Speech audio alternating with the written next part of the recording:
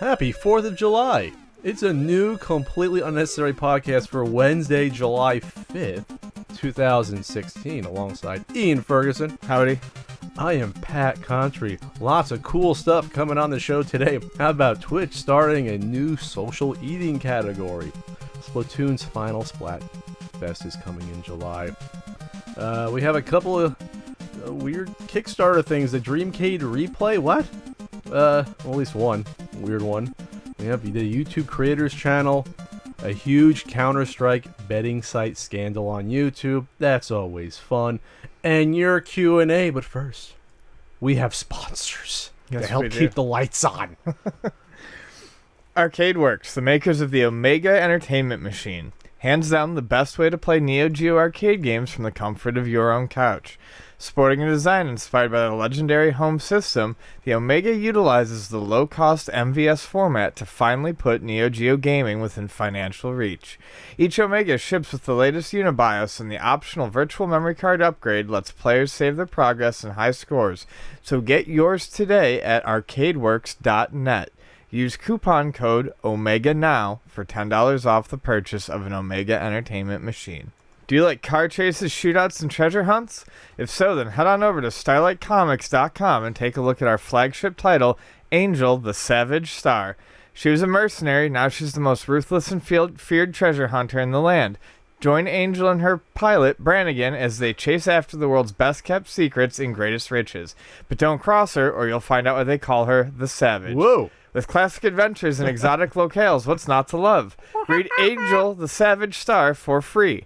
Pages are updated twice a week. Wow. Too impatient? Buy the entire issue in PDF format. A limited supply of physical copies are also available. Issue 1 is on sale now, and pre-orders are open for issues 2 and 3. For mature readers only, follow us on Tumblr at StarlightComics.com.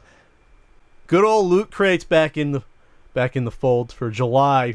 You know, Ian, they had the Dystopia crate that just passed, and I actually opened it with Frank. They had a cool RoboCop t-shirt. Nice. We saw some of those at Too Many Games. Yeah, actually. I was wondering where those are coming from. Makes sense. You saw 5 people at least wearing them. That's why. So it had like a metal Terminator head, sort of looked like a hang-up, sort of, you know, like kind of 3D-ish. So they had some cool stuff last month, and they had the orbs. It's kind of like a I guess like a Mighty Mug, and then it became the pop figures. The orbs. Oh yeah.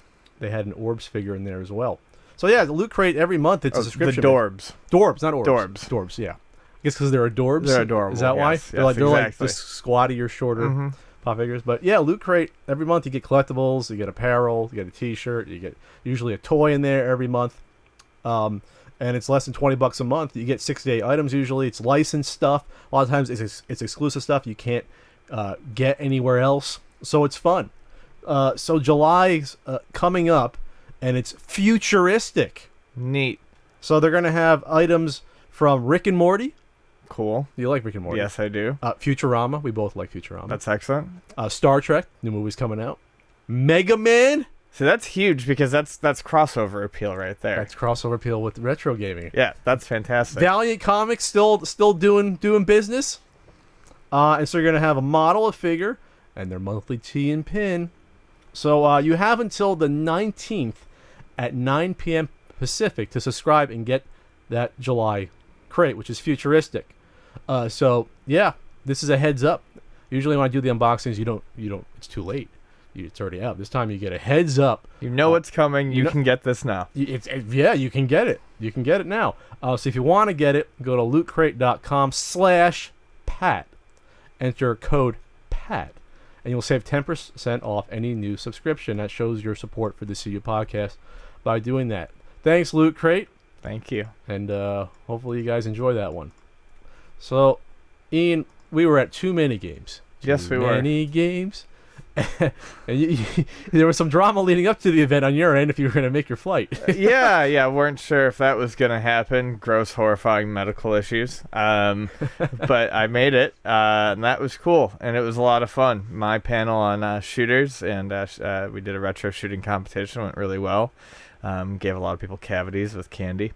And the crowd was really nice. There was a lot of people this year. by the time our panel rolled around on Sunday, my voice was absolutely shot. And it was funny. Oh, yeah, he's high or he's drunk. I've never heard anyone who is high or drunk sound like that in my entire life. When you're drunk, your voice doesn't go like coarse, right? Unless it's like a old Bugs Bunny cartoon. How dry I am. It goes sloshy and whatever. But yeah, talking to people for 3 days can really, especially over like a loud music and stuff, can really shut up the vocal cords. So our table was like next to the screenway well, and I think the speaker was like right there. Yeah. The DJ I could see across the way spinning, but like so every time someone said hi, you couldn't even talk like this. You had to talk, hey, how's it going? Yeah. So you're doing that 7 hours a day for 3 days. Your voice kind of goes. So Ian's voice was shot by Sunday morning. I basically said, Ian, stop talking. Like you cannot. We won't be able to do our table. He's like, oh yeah, okay, I'll be. So I think he down like 2 or 3 lozenge. I had one. My voice wasn't in the greatest shape either. I've been drinking tea with lemon since the night before. The tea did help me. I think that morning I had tea that helped a lot. Yeah, lucky you. So that was fun. We signed a lot of autographs, took some pictures. Word has it that some 14-year-old didn't get something signed by me. Oh, really? Reliable sources confirmed that. Three reliable sources that all converged. They all converged and somehow knew that. Oh, how the gods have fallen. Oh, the gods. Yes, we've fallen into a dumpster. So it was fun. My panel was really fun on Saturday. We did the Play the Punk Challenge, showed off a new Flea Market Madness, which is out right now. I realized I didn't put one out in like 5 freaking months. So that one's out, and that's the episode, Ian, where I got the Neo Geo AES at the swap meet. Woo! So and it works fine. And it's funny, people in the comments like, did you know you can get a broken one for under $100? Like, where can I get a broken Neo Geo for under $100? That's a U.S. version, and first of all, it wasn't broken anyway. You right. know. So people were trying to like downplay that was a good deal that I got it for like $70, even with nothing with it. I'm like, no, yeah, that's still a really good deal, because the hookups only cost about $30 total to get the AC adapter and whatever the AV cable is. Then it cost about, I bought the 2 joysticks for I think $70 total or $80 total. The 2 kidney, they call them the kidney shaped CD system controllers. So that cost me at the end of the day like $170 for a working US Neo Geo AES. Yeah, that's an awful deal when it's usually like $600 for that. So that was just fun. And also this puppy's out. It's not out. It arrived. Oh, it's Ultimate Nintendo Guide to the NES Library. They sent me 4 samples. So this weighs 6 pounds, 2.5 ounces. More on that later. So I'm gonna put it down before I get a hernia. That's exciting. I shot an unboxing video of that with my phone as a joke. I'm not sure I'll put it out or not. We'll see. I was like, oh, what's this, guys? And unbox it. I don't know how people. Hey, people do that. That do the unboxing videos. How do you do it with one hand holding the camera? I don't know. I was like trying to slice things open, and it didn't work out well. So we have Comic-Con in a few weeks, and we are allowed to say we have a panel. That's all we're allowed to say. On retro video games, video game history. We cannot say what day it is until it's officially up on the site like 2 weeks before, which will be like a week from now. We can tell you what day it's going to be. Then again, it's not like if you don't have tickets by now, you can't get them anyway. It's not like you can be like, oh, well, I want to go that day you guys are doing it. So it's no. So anyway, it's a day. It's one of the 4 days of the week that Comic-Con is. And I got to pick up my Ninja Turtles toys on, I think, Friday afternoon. I have it scheduled. So that'll be fun. So I'm hungry, Ian. You know what I feel like doing, though? What? I feel like going on Twitch and watching people eat? No, I want to show people me eating stuff. And now you can with Twitch social eating. It's a new category. I mean, before it was, Twitch started off with, okay, it's just games. Then they had the Twitch Creative Initiative. Remember with our pal Bob Ross, started by showing up a marathon Correct. of all his episodes, all his painting videos. But now I guess social eating is a thing. I think in like South Korea it's huge. Right. I don't know so much in the U.S. I know like eating videos on YouTube are pretty popular. Right. To watch people eat weird stuff, or I'm gonna try this. Like I don't know, this is from Japan. It's like octopus flavored French fries, or whatever the hell that they eat. I think it's part of this weird thing where people get to know these Twitch personalities, or I mean, it could happen with YouTube celebrities too. It's how I think YouTube celebrities end up spinning off into doing odd different shows, but they want to know more about these people's lives and be privy to or involved in more of that, and I guess that extends to eating, which is just kind of strange to me. I don't want to watch anyone eat. I mean, I'll go out to eat, but like, it's not, I'm not there to watch someone else eat. I'm there to eat and chat. I don't know. It's odd. Well, is the appeal watching that individual that you like actually eat something, or watching them eat, or watching anyone eat something weird or different?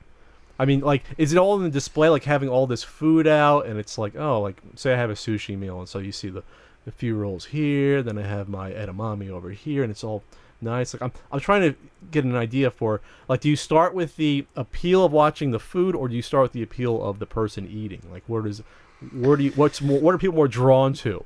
Because I'm interested in doing this, because if I can just eat food and people watch me and I get paid, that's even easier than a let's play. It's a let's eat. I mean, it's probably partially personality and partially what you're eating. For instance, I really like Mexican candy, but to a lot of the country, to a lot of people, Mexican candy is a very different, unique thing. If you sent someone a bag of typical Mexican candy and were to watch them eat, you would get some interesting reactions from them. That's for sure. So I think a little bit of adventurous, a little bit of adventuresome, a little bit of what's the goddamn word I'm looking for? People trying something a little outside their box is definitely probably going to drive more viewers to them. Well, speaking of that, it was corrected, but originally someone thought a Twitch user ate cat vomit during their live stream. Yeah, I'm glad that turned out to not be true. But isn't that the danger, something like this that can be abused, where you say, oh, I'm going to eat something horrible, then what if it's really not?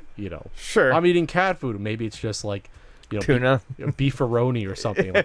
Like how are you gonna know? I don't know if there's a real danger there. I mean, obviously, it's like clickbait. It's food bait. Sure. It's like I'm gonna be eating garbage when it's not garbage. It can be abused, but maybe this is just like you said. It's the next evolution of. I mean, let's face it. For a lot of these streamers, these Twitch, this is what they do every day of their lives. For right. 8-12 hours a day. Someone in my family does this.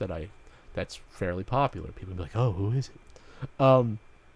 So I guess if you say, oh, I want to take a break and go eat, now you don't have to. Right. Maybe this is a loophole that now you can just get away with, just say, oh, I'm going to just eat on a Big Mac and because it used to be very strict that it was only video game related content was what you could do. So now you can go and actually live part of your life without constantly having to shut down your stream. But is this a slippery slope? Is this going to be like, now we're going to have social sleeping? You can watch your favorite streamer sleep at night. That's terrifying. But I mean, isn't that one step away from that? It could be. I mean, it's definitely weird. Social living. It's like now you're basically just a cam model with people watching you, like reality television, like Big Brother. I mean, this is one step away for me. I agree. Unless there's some art to eating that I don't know about. Maybe there's a way to do it fancy, or maybe there's a way to make it artistic, where you're eating food. No, I think you're absolutely right. I think it is kind of a slippery slope towards a reality show type of situation, where you can basically, through these different channels, watch these people do, whatever the hell. Well, they decide to put up there. Well, it sounds like it'd have to be like a dedicated channel. On this GameSpot article, one user, Pokemani, ate so many nuggets that she needed a nap. As of 8:39 a.m. ET, she's still napping. Nuggets are good. All right, that's okay. That's where we're at. It's creepy, but there is, I guess, there is a market for it, like as with anything else. But next we're gonna have, I don't know, social laundry. That'll be good, separating out the clothes before you throw it in the wash. Make it a lot less boring. I won't say the obvious, but social masturbation. That'll be up next for everyone to watch. But there's already websites that for exists in other There's forms. already websites like that, like Chatterbait. So you can go to those websites and watch that.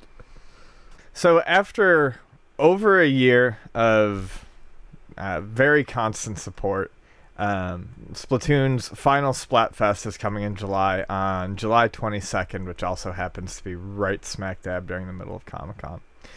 So if you've never played Splatoon before, besides getting into what the game is, everyone probably knows that by now, they would do these once a month or so competitions that would pit all the players against each other by picking one of two sides. Are you team hot dog or team pizza? Are you team SpongeBob or are you team Patrick? Are you team Transformer? Are you team Autobot or Decepticon? Are you camping or are you fancy like city vacation? And people would get a week to basically you'd get a temporary shirt, which is like a piece of armor. You get a week to level it up. And then you would go into a 24-hour period where they would pit teams against each other, and it was all for fun. And at the end, the music would change and the look of the game would change a little bit to nighttime. There'd be like a party type atmosphere out in the main lobby, and at the end they would tally it up based on victories and popularity, and someone would be crowned a winner. One of two sides. One of two sides, and there was a reward involved. They were called sea snails, and you used these to you could re-roll the perks on your armor and stuff like that, or to gain like benefits, like faster reloading. Sure. So as these Splatfest happened, the two Squid sisters, Callie and Marie, who are like the spokespeople for Splatoon, they're two pop idol squids who deliver the news and all that sort of stuff in their weird squid language. Yes, they were always the ones who would kind of pick the sides and argue for the sides. And lots of people have become obsessed with Callie and Marie, so it only makes sense that the final Splatfest is Callie versus Marie.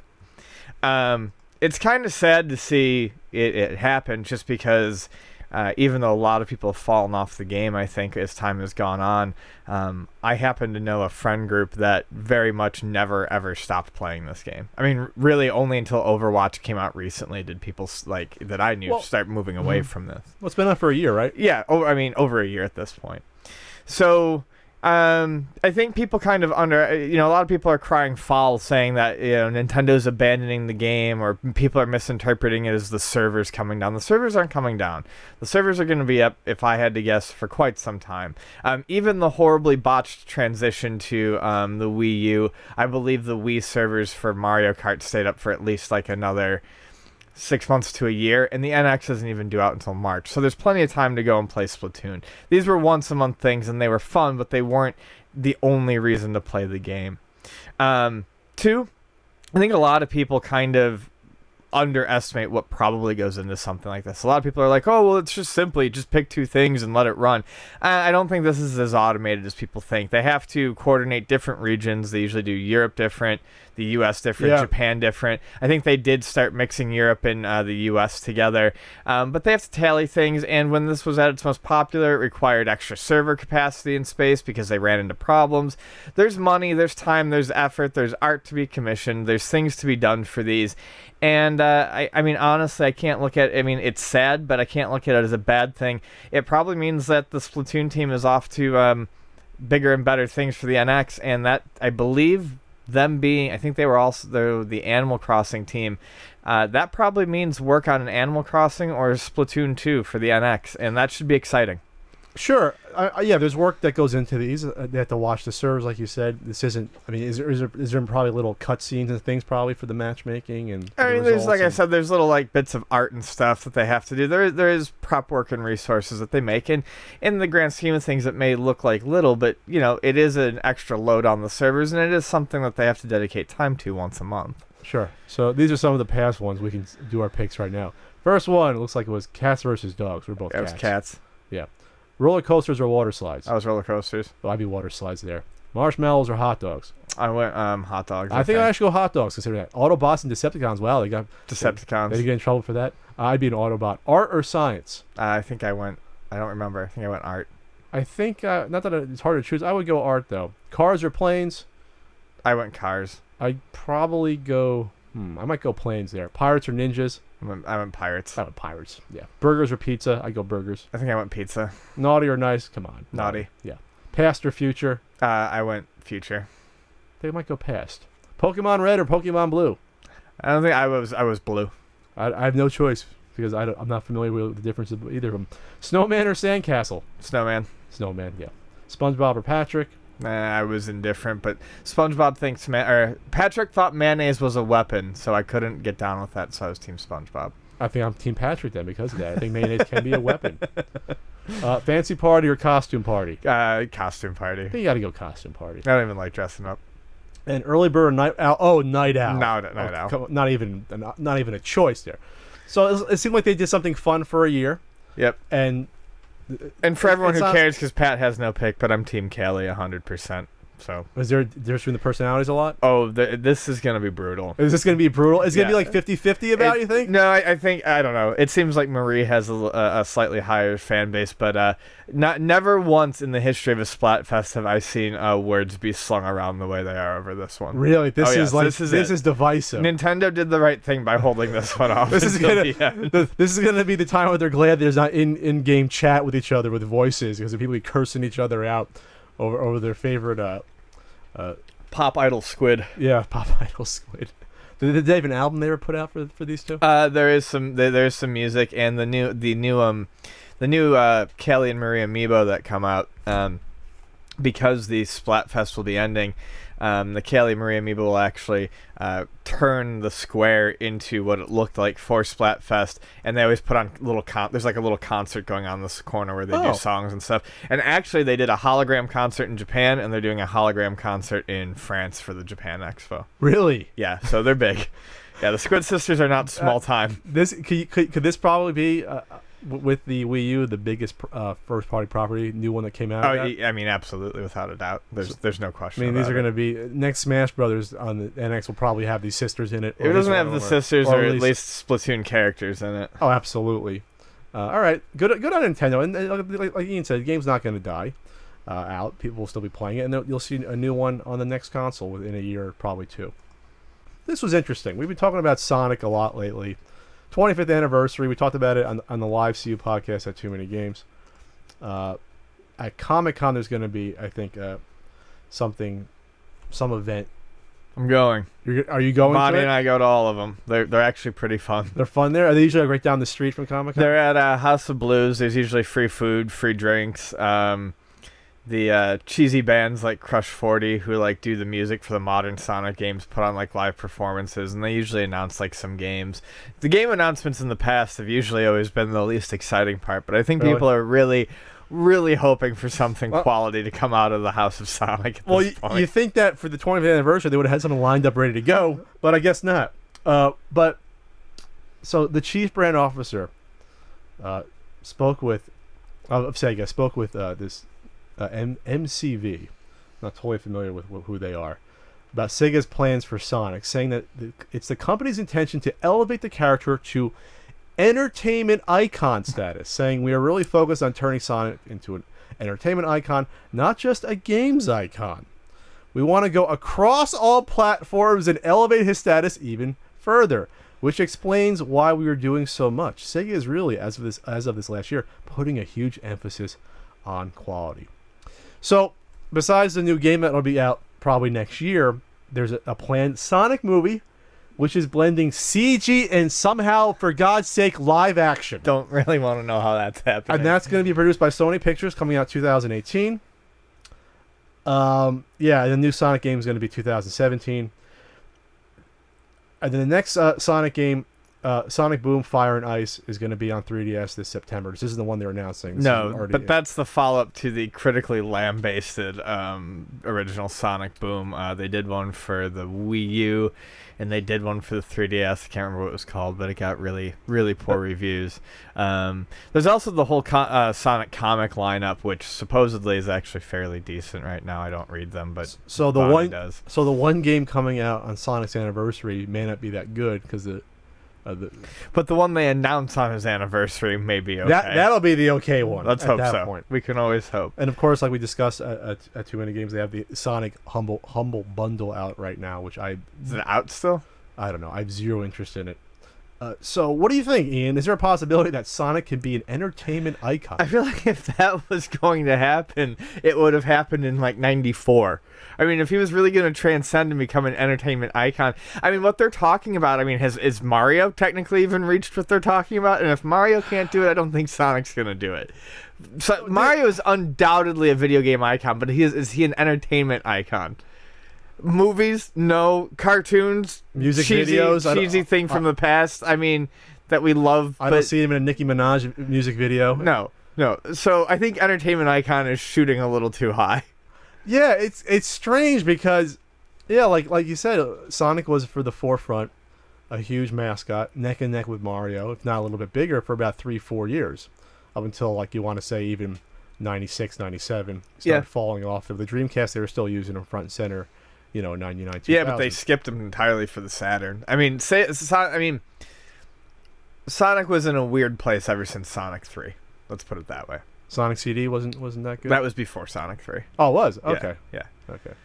So, yeah, I think Sega has to concentrate on putting out like a string of quality games. Not one that might be pretty good.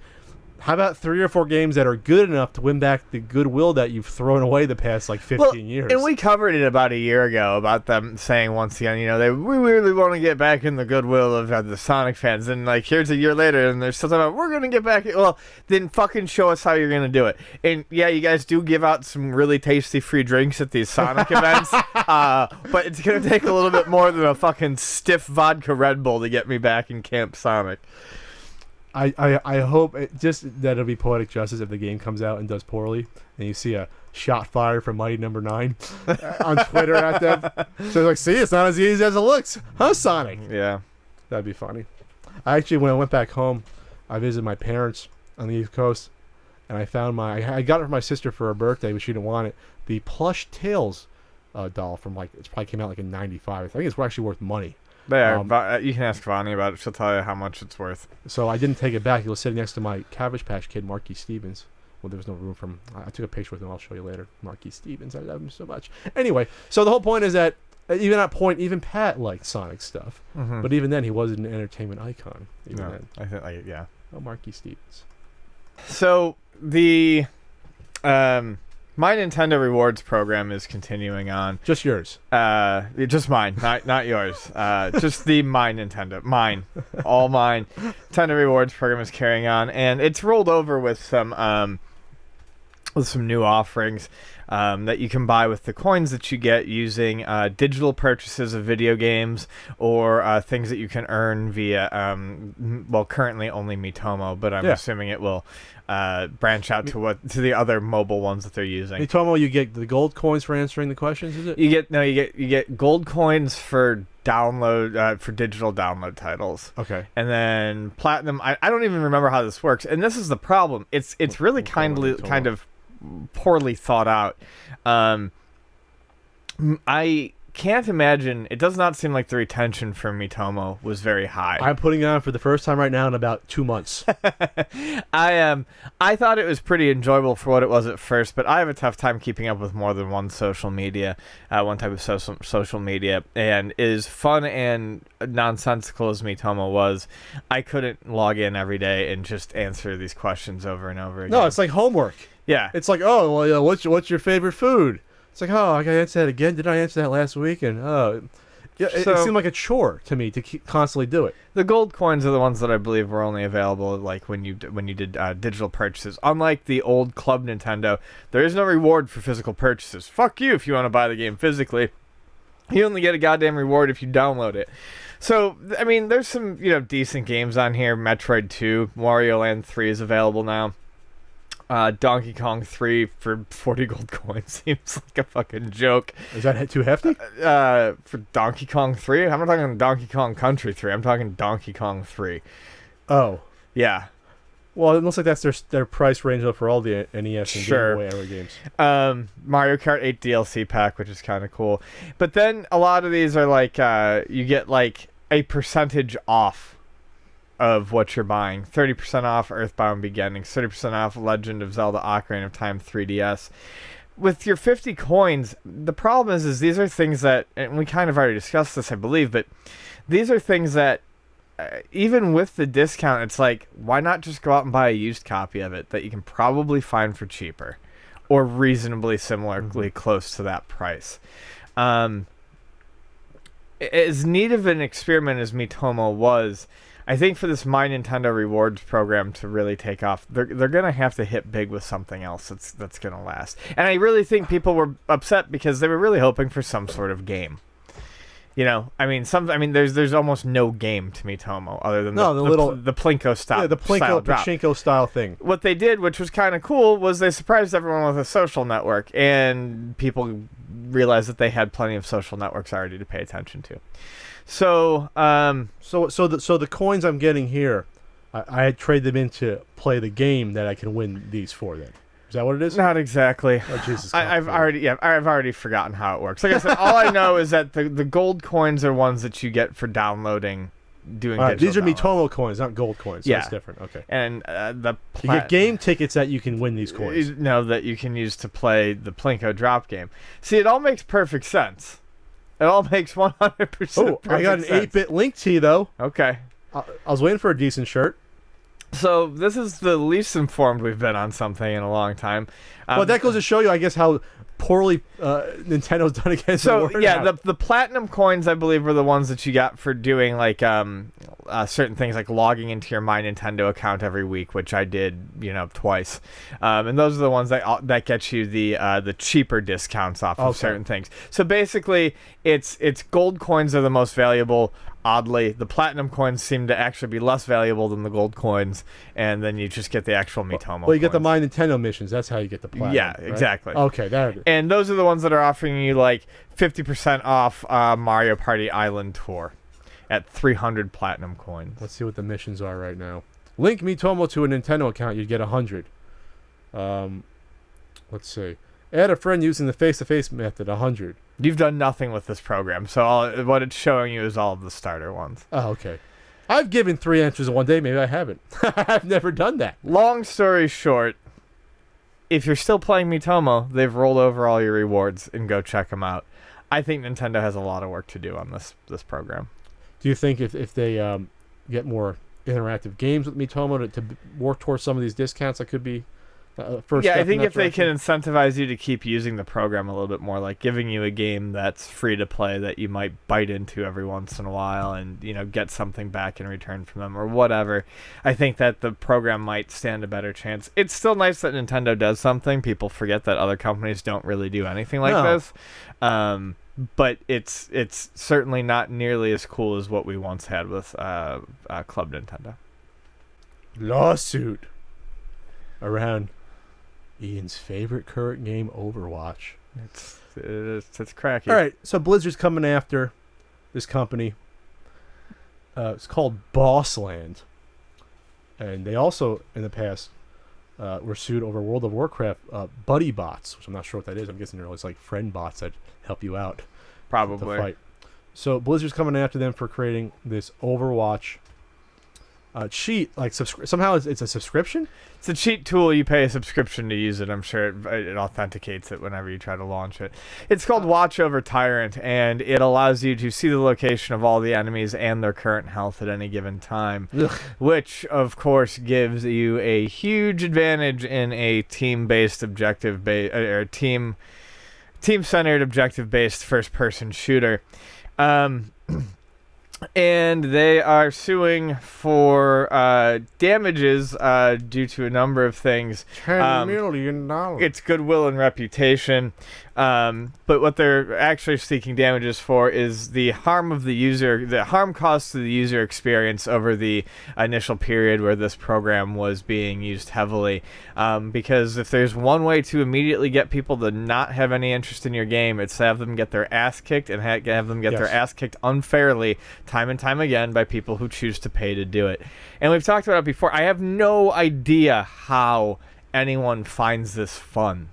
Like, why would you... Griefers, I guess. They want to ruin everyone else's day. Yeah, I mean, I guess so. Or you're a 15-year-old and your dick is tiny and you want to show the world that you've got, like, a high rank in a game. But the thing is when Watch Over Tyrant was truly viable, I don't believe competitive mode was even up. So this was just so you could level up faster and win games. I really don't get the whole appeal of these cheat tools. Well, it could be because of the things you mentioned. I just think it's funny because people will go after Blizzard saying, whoa, why don't they fix the game? This fucking cheat came out days after the game came out. Right. So it's like they couldn't foresee everything happening, so they got to then, respond to it. It's like terrorism, counterterrorism. You know what I mean? There's a chicken and the egg thing going on.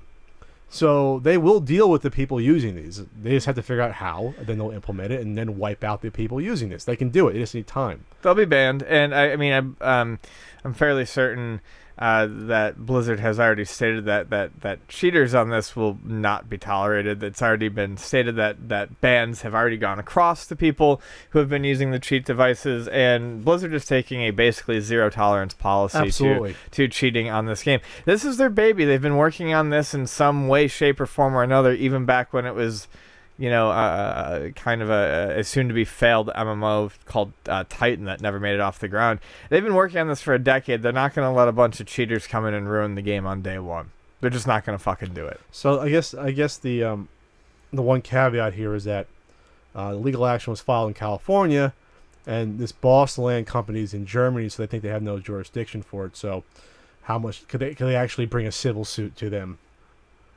It'll be tougher.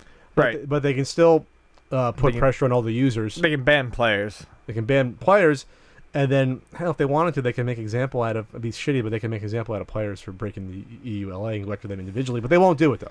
No. But they always could if they wanted to. Sure. And when people say, what's the copyright infringement? Well, they're using code from the game to make their product.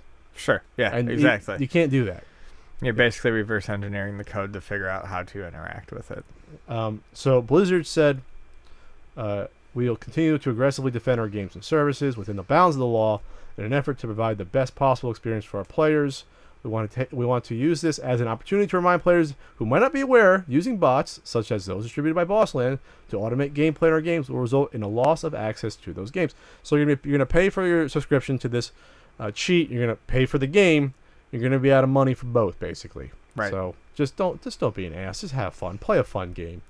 Don't cheat at board games either, because I know people that did that, and it really pisses me off. Cheating at games is one of my least. You should be allowed to take a knife so and much. just stab someone in the eye for cheating in a board game.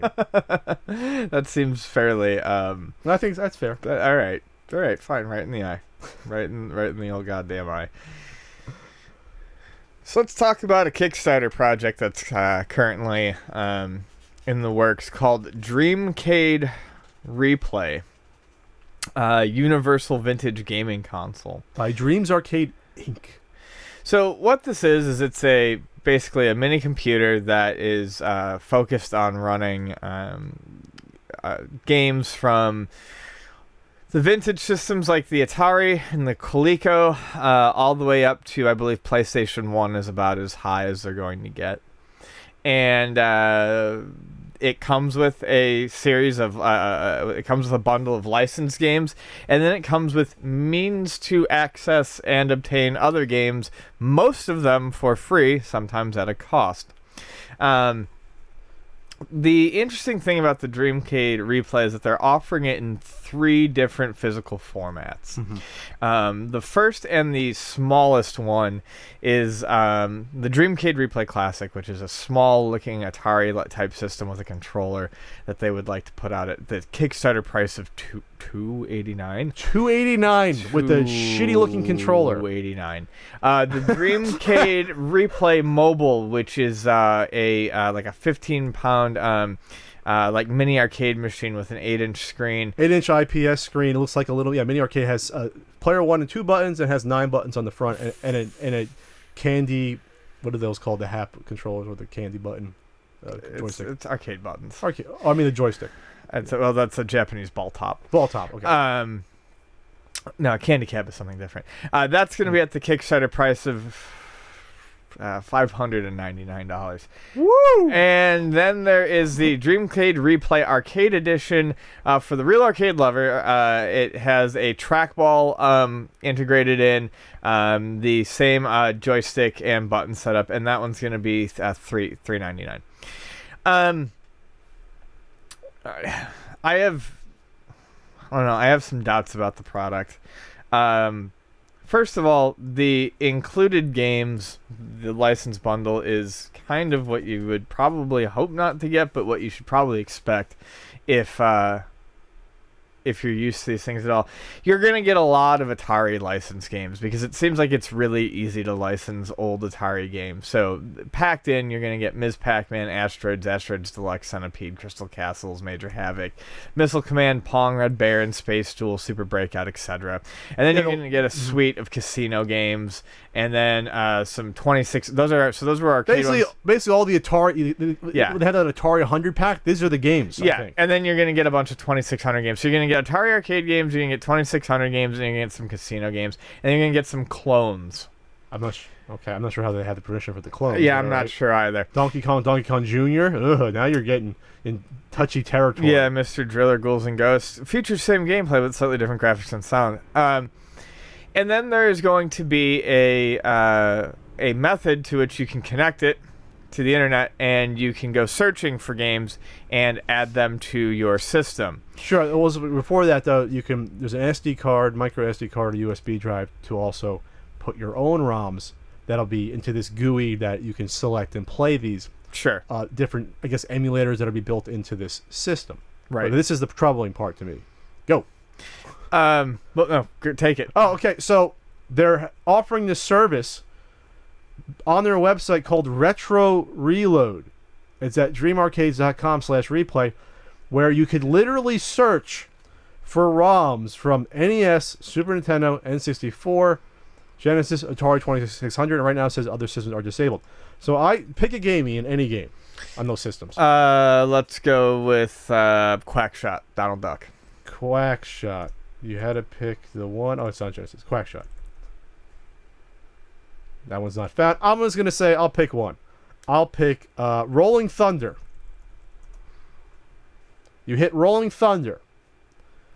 On the left side of the screen, it's actually pretty cool. A little mini video of the game comes up on the Dream Arcade's arcade, so you can see that the game is. On the right is a menu of all these ROM sets I can download. Rolling Thunder 2. Rolling Thunder Revision 3. Rolling Thunder Revision 1. Thunder Force AC, I guess anything with thunder in it. Space Thunderbolt. So this is a ROM, Operation Thunderbolts on here. It's a ROM search engine. It's a ROM search engine. Searching out, I'm trying to see how many different... These better not be hosted on their site, or they're in deep shit. No, it would not be hosted on their site. I don't understand the actual ins and outs of it, but there are various... I can't even remember the name. There are media players that are like this, that are basically like Netflix, that act in a way that where why can't I remember the name of them? Anyways, where you can one's called Genesis, actually, where you open up a professional looking user interface and you type in the name of a TV show or a movie, and it basically aggregates from streaming sites, torrents and things like that, places where you can access this file or this show, and then it will stream it to you, or in this case most likely download it to your system. So this is what this probably is. Yes. The problem is obviously there's some dubious legality here. The other issue is once this sort of thing is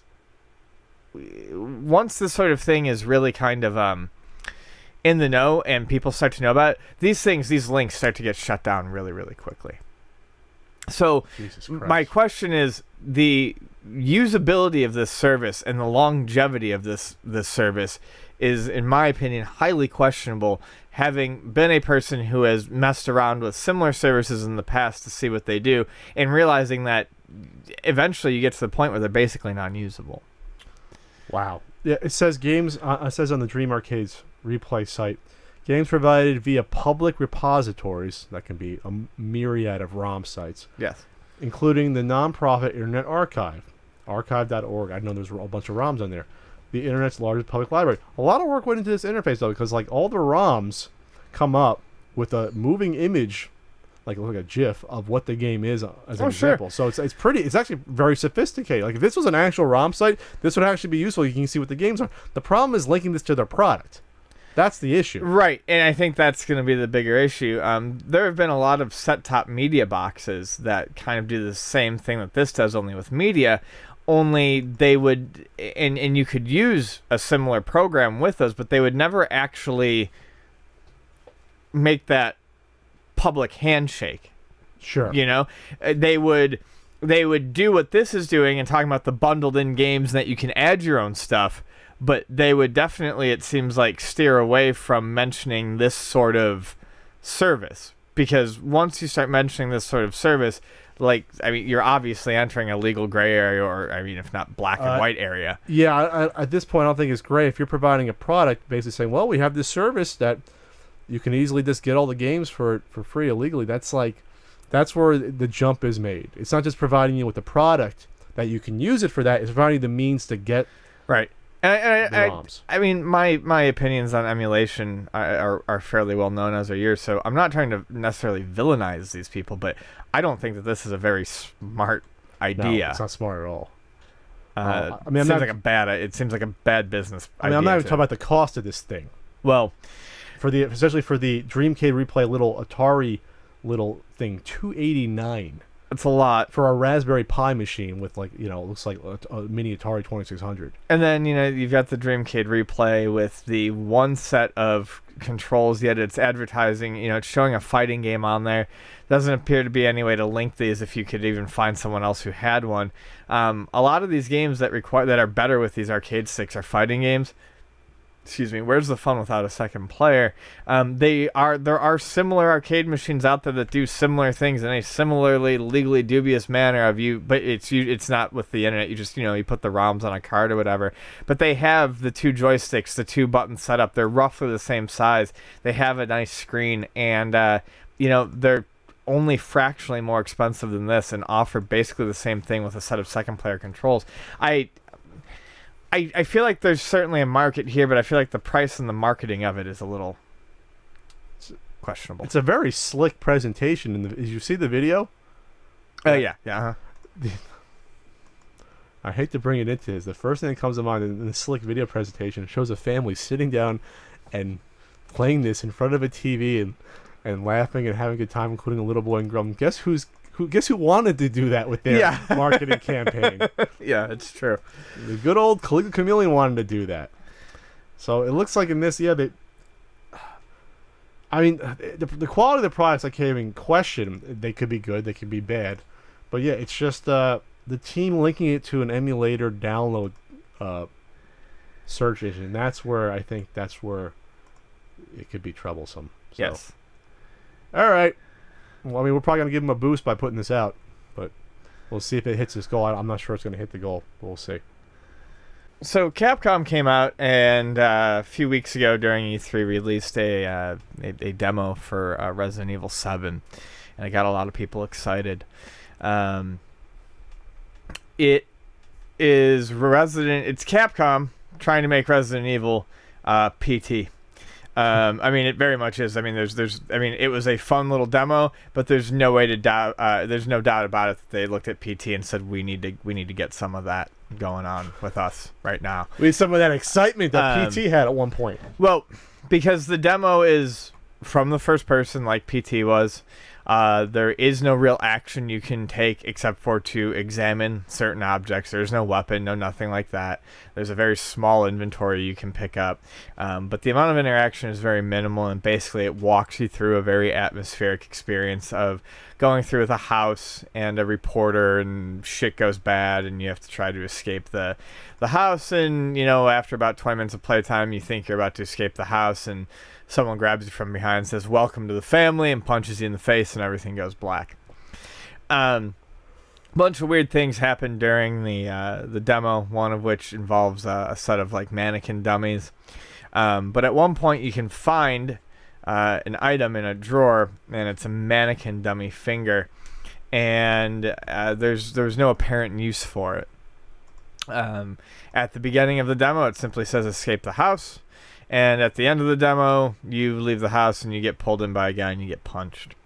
So I think people felt that, much like PT, there was a right way to go about completing this demo and a wrong way to go about completing this demo. And I think a lot of people, 24, 48 hours in, thought it hinged somehow on using this red herring dummy finger. So that's the trick. The finger actually doesn't do anything yet. And Capcom came out after 2 million announcements and said the finger doesn't do anything. Basically, the path is closed for now, but patience. And it's got the picture of the finger on there. and a little bit more, and it says about a certain finger. And there's rumors that there may be some sort of update to this demo in September, because it's showing a September calendar. There's a picture they put out with the finger. There's like a little piece of paper saying the path for now is closed with patience, and then there's a calendar board, those ones you used to have like on your desk. And you can make out September in the top left. So maybe that means September, another part of the demo, or we don't know. A lot of people got angry at Capcom over this. A lot of people, because of time wasted and stuff like this. I mean, honestly, what do you think is going to happen in a demo? I don't know. I couldn't get particularly worked up over it. I played the demo once or twice, about twice. Tried to see if I could figure out anything to do with the finger the second time. Couldn't. I mean, there's a very limited area of place. Like, there's a very limited area you can interact with. And I just said, well, that's cool. I'm good with it. And when someone solves it, and there's something to be solved, then I'll find out about it online.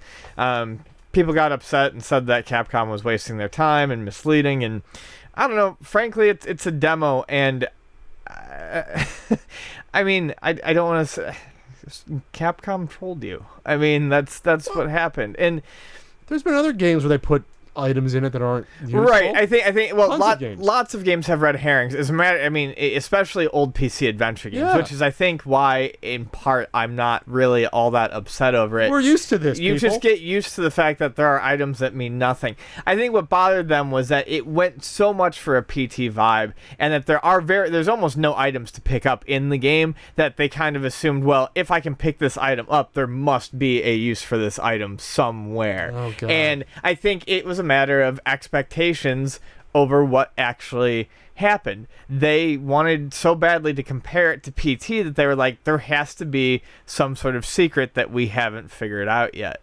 And I think it led people to get a little too into the demo and a little over upset when they found out that there wasn't anything you could do with it yet. But it's not like you couldn't beat this demo, right? No, I mean, you could go. No, there was no multiple endings. There was, I mean, there may be in September, but there was one ending, and it did a good job of showing off the atmosphere of the game, just like PT was supposed to do. And I mean, the demo for me did what it was supposed to do. I always hate to get into an entitled gamer rant, but when it's a fucking demo you're bitching about that you can play through anyway, it's like, come on, man. I don't know. Relax. Like I said, I understand the people who really wanted to find like something else, but after a couple days, you just stop. You just stop. Not a finger, or what if it's Harrison Ford's finger? Get off my plane. All right, what do you got next there? Well, this one's kind of sad to me, because I was a huge fan of this series, and I've played Little Big Planet, a decent amount of it. Not decent. I did play it though at some point. The Little Big Planet servers are shutting down in Japan, and it's not just the Little Big Planet 1 servers or 2 servers, because it's series servers. Even the carding? Even the carding, which was, I believe, probably, I mean, obviously you couldn't access it through the standard Little Big Planet games, but it was probably all part of the same thing. They're shutting them down in Japan. They will continue to be up in the US and in Europe, but its time as a, central focus, I think, for Sony is over, which is a shame. I feel like I'm one of the only people who ever really, really enjoyed Little Big Planet, but I don't think it ever ended up doing what Sony really wanted it to do, especially after the second one. The third one certainly did not do great in sales. They thought it was going to be like their breakout new like icon mascot, maybe? Yes. And the third one wasn't even done by Media Molecule, the people who did the original, because they were doing something else. They were doing Tearaway for the Vita, I believe. And they're all great games, and it's sad because there are millions and millions and millions of levels that if you have Little Big Planet 3, you can play. And yes, a lot of them are shit, but a lot of them are a lot of fun. And I have a lot of fond memories playing these games with Vani. And yes, well, once again, I will state that this is only in Japan for right now. I don't think that this shows a lot of hope for the servers staying up in other regions for much longer. And the big reason why is the third one failed to set gamers on fire like I think they hoped. This is a game that I've been wondering about the future of, sadly, for quite some time, because here's a game that came out at $60 brand new, and I bought it. I bought the third one brand new. Big fan of the series. Within a couple months, it was being sold for $30. brand new. This is a game that has been on the past like 8 PlayStation Network flash sales for $5 for the whole game, and the download price of it is already $20. So my question is really, why is Sony giving the game away for so cheap if they don't know that something is going to happen in the very near future? And so that's why I don't think the servers are going to stay up in the US for much longer. And it's sad because a lot of work went into this. This was kind of like the proto Mario Maker for consoles, at least. This came out before Mario Maker, and it offered you a much, much more complex set of tools, which was both the really cool thing about Little Big Planet and also its biggest downfall. Was by the time you got to Little Big Planet 2, you could do all sorts of wild shit in that game. There were people who were doing really crude reconstructions of the first level of Wolfenstein 3D. And I don't mean in side-scrolling platformer form, I mean recreating the first level of Wolfenstein 3D. Making puzzle games, making RPGs and real-time strategy games out of a tool set that was meant to be used for platformers. So it was powerful, but maybe it was too complex. It was too complex, and I think it pushed a lot of people away. And then Nintendo nailed it right on the fucking nose by giving people, a very easy to learn, understand, intuitive, lock in pieces type of thing. It wasn't as fluid or as fidgety or as Little Big Planet. So maybe I'm the only one having a bummer of a day because of this, but a lot of people's work is going to disappear. Just poof. And this is the nature of online games. At some point, we all knew this was going to happen, but Little Big Planet 3 has only been out for 2 years, I think. November 2014, so it hasn't been 2 years. So it hasn't. Yeah, Little Big Planet 3 hasn't even been out for 2 years. It was one of the main reasons I wanted a PS4, and to see this series grind to a halt. I mean, the momentum just hit a brick wall is kind of upsetting to me. So, if you live in the U.S. or Europe and you want to, you like the game, get your playtime in now. Grab your friends and sit down and download some cool levels and play some multiplayer because it's a blast. Because honestly, I don't think these are going to be up for much longer. Yeah, I wonder if they not that they planned for this to be for Sackboy to be like a mascot, but maybe they went a little in too much with this, based upon the reception of the first game. Because I thought at first, wow. People are getting tired of this maybe, but it's not like a game came out every year like Call of Duty or every 2 years. This is every 3 years. Yeah. Little Big Planet was 2008. Big Planet 2 was 2011 and 2014 for 3. So 3 years in between isn't oversaturation. No. But then you have these 6 spin-off games. You have Little Big Planet on PSP, and then you have one on the PS Vita. You have the karting game, Prehistoric Moves, Run Sackboy Run, and Little Big Planet Hub. Maybe there was a little bit of oversaturation with all these other side titles. Well, the other problem is if I remember correctly, the Vita and the PSP ones could only pull from levels from certain games via the online world hub. Whereas if you had Little Big Planet 2, you could play people's levels from 2 and 1. If you had Little Big Planet 3, you could play people's levels from 3, 2, and 1. So the portable ones, I believe, fragmented that user base a little bit. So yeah, what I think you might have seen is some money dumped into games that wouldn't sell well, because if your big focus is creation, who's going to dump a shitload of time into creating their perfect level on a platform where it's never going to be seen? Okay, you're going to want to pick the main console version. Looks like Run Sackboy Run was a free-to-play endless runner on iOS. That would have been my guess, yeah. On iOS and Android. And Little Big Planet Hub looks like that was probably canceled because that was never released. It's supposed to be a free-to-play game for PlayStation 3. And as of August 2013, according to Wikipedia, there's been no further details about it coming out. So I think... Let's say that would have been feature weekly challenges, not found in other Little Big Planet games, downloadable content, allow players to create levels and play a curated selection of community levels. That sounds more like Mario Maker. So Mario Maker could have stolen the thunder before it came out. Like I said, it makes me sad. The first game came out to great reviews, but some mild criticisms in terms of like how its physics and stuff played out. A lot of people don't like the floaty physics and the jumping physics of Little Big Planet. I don't mind it at all. I didn't mind it. But I realize that it's not going to be something for everyone. By the time 2 came out and they hadn't really adjusted that, I think some people just realized the game wasn't for them. And then, like I said, the third one came out, and the third one's good, but the third one is basically best just to continue playing the levels that people make, because it wasn't made by the same team. They were basically handed the construction tools and said, make your own levels, and it wasn't quite as high quality as the previous ones. So, anyways, I mean, there you go. That's what happens with modern gaming that relies heavily online. They were still supporting it as of October.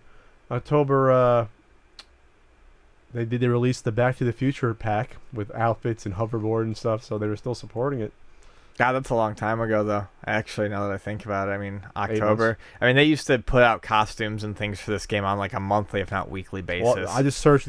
Came up. Maybe they're still doing it, but yeah, no, I doubt it. Like I said, if they're selling it for $5, I mean, let's put it this way: was this mentioned at E3 at all by Sony? No. Well, I mean, I'm fairly certain Little Big Planet is all but done. Oh, poor little sack boy. We loved you. I really liked it. Some movie news.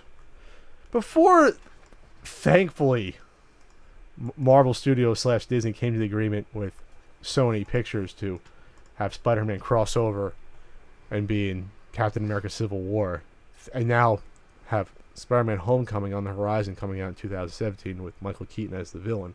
Thank you. Before that happened, The Amazing Spider-Man 2 came out to less than... It was mediocre. I mean, I saw it was mediocre, had mediocre reviews, but it underperformed.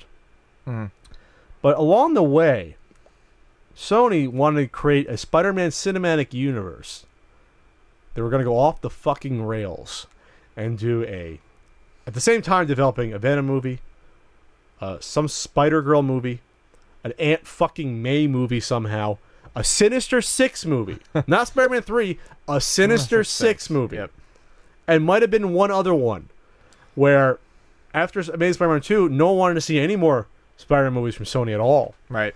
Which is why when Marvel came in, like, come on, let's just do this. Come on. And they figured it out. So I think how the way it works now is that Sony can greenlight any Spider-Man movie, but Marvel has creative control over it. That's exactly what it says in the article. Exactly. Sony greenlights the movies. Marvel creates them. Basically. So which basically means then Marvel has control. Yes. Because if Sony comes out and says we want to do this movie, Marvel can say, all right, we have creative control. We're going to do whatever the fuck we want. Maybe we'll do an entirely different movie then. Right. So this is why it's still a weird relationship. But it still makes sense to have Spider-Man be in the cinematic universe because as he showed up, talked to fucking Iron Man, fought with Captain America, had the, hey kid, where are you from? Queens, Brooklyn, and the whole fucking crowd cheers, and it's a feel-good moment. It makes sense to have Spider-Man interact. He's a flagship character, interact with the rest of the universe. He would have been, it was weird up to this point without it. Yeah. Yet, somehow, Sony still wants, under Marvel's tutelage, to create their own... They still want Spider-Man to have its own cinematic universe. A cinematic universe within a cinematic universe. Yeah. It doesn't make any goddamn sense to me. And one of the things that they're talking about doing is creating a Silver Sable movie. Silver Sable! Which I'm not sure how that falls under Spider-Man. I know she appears in Spider-Man. She's like her first appearance, I believe, was Spider-Man. She's generally considered a Spider-Man spin-off. Well, so was character. Punisher. Yeah. Punisher shouldn't be considered a Spider-Man character. No. Or Kingpin shouldn't be considered. But that's why it's under Sony's. It's under really Sony's weird. wing. I mean, I associate Silver Sable just with many different comics. Captain America comics shows it up, Daredevil. With Spider-Man, that's so weird. It's like, why? I guess they say, they see Black Widow in the Marvel movies. Silver Sable's kind of... It's in the ballpark. It's a mercenary character. She's a mercenary who takes out war criminals. Yeah, so it's like, but I just I don't see a reason to do a Silver Sable movie. No. I just don't. Not saying you can't do one, but it's like, it's not like she's appeared in other movies where you can say, I mean, if Marvel's a little unwilling to do a Black Widow movie, you can't do a Silver Sable movie. And I mean, it's implied that, this would still have to go through Marvel, but I just think Sony needs to stop talking when it comes to Spider-Man. Yes. I think they just need to press the green button that says, yes, please, Marvel, make us money, and then Marvel will go, okay, we're going to go make you your Spider-Man movie now, Sony. Like, that's, I think, what they need to do. They need to stop with these fucking ideas. Just because they have these characters under their umbrella that they can use does not mean that they should use them. And I'm not saying Silver Sable can't be an interesting character, but you're not coming out the fucking gates of your cinematic universe with a Silver Sable movie to knock people's socks off. Yeah, so studio chief Tom Rothman said, yeah, we're still working on that animated Spider-Man movie coming out in 2018. Fine.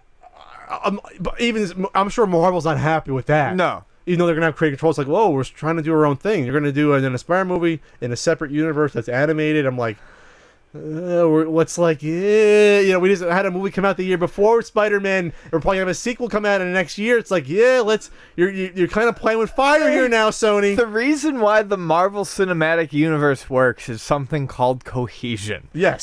That's why even small Marvel Cinematic Universe movies like Ant-Man can do well and get good ratings and reviews, is because they all tie together. As soon as you start fracturing out these movies, well, this Spider-Man movie pertains to the Marvel Cinematic Universe, but this one's just kind of its own animated thing because animation. It's like, no, guys, you're gonna repeat the same mistakes over and over again. That's why I'm even leery on, well, it's slightly different with the DC having two different Flashes.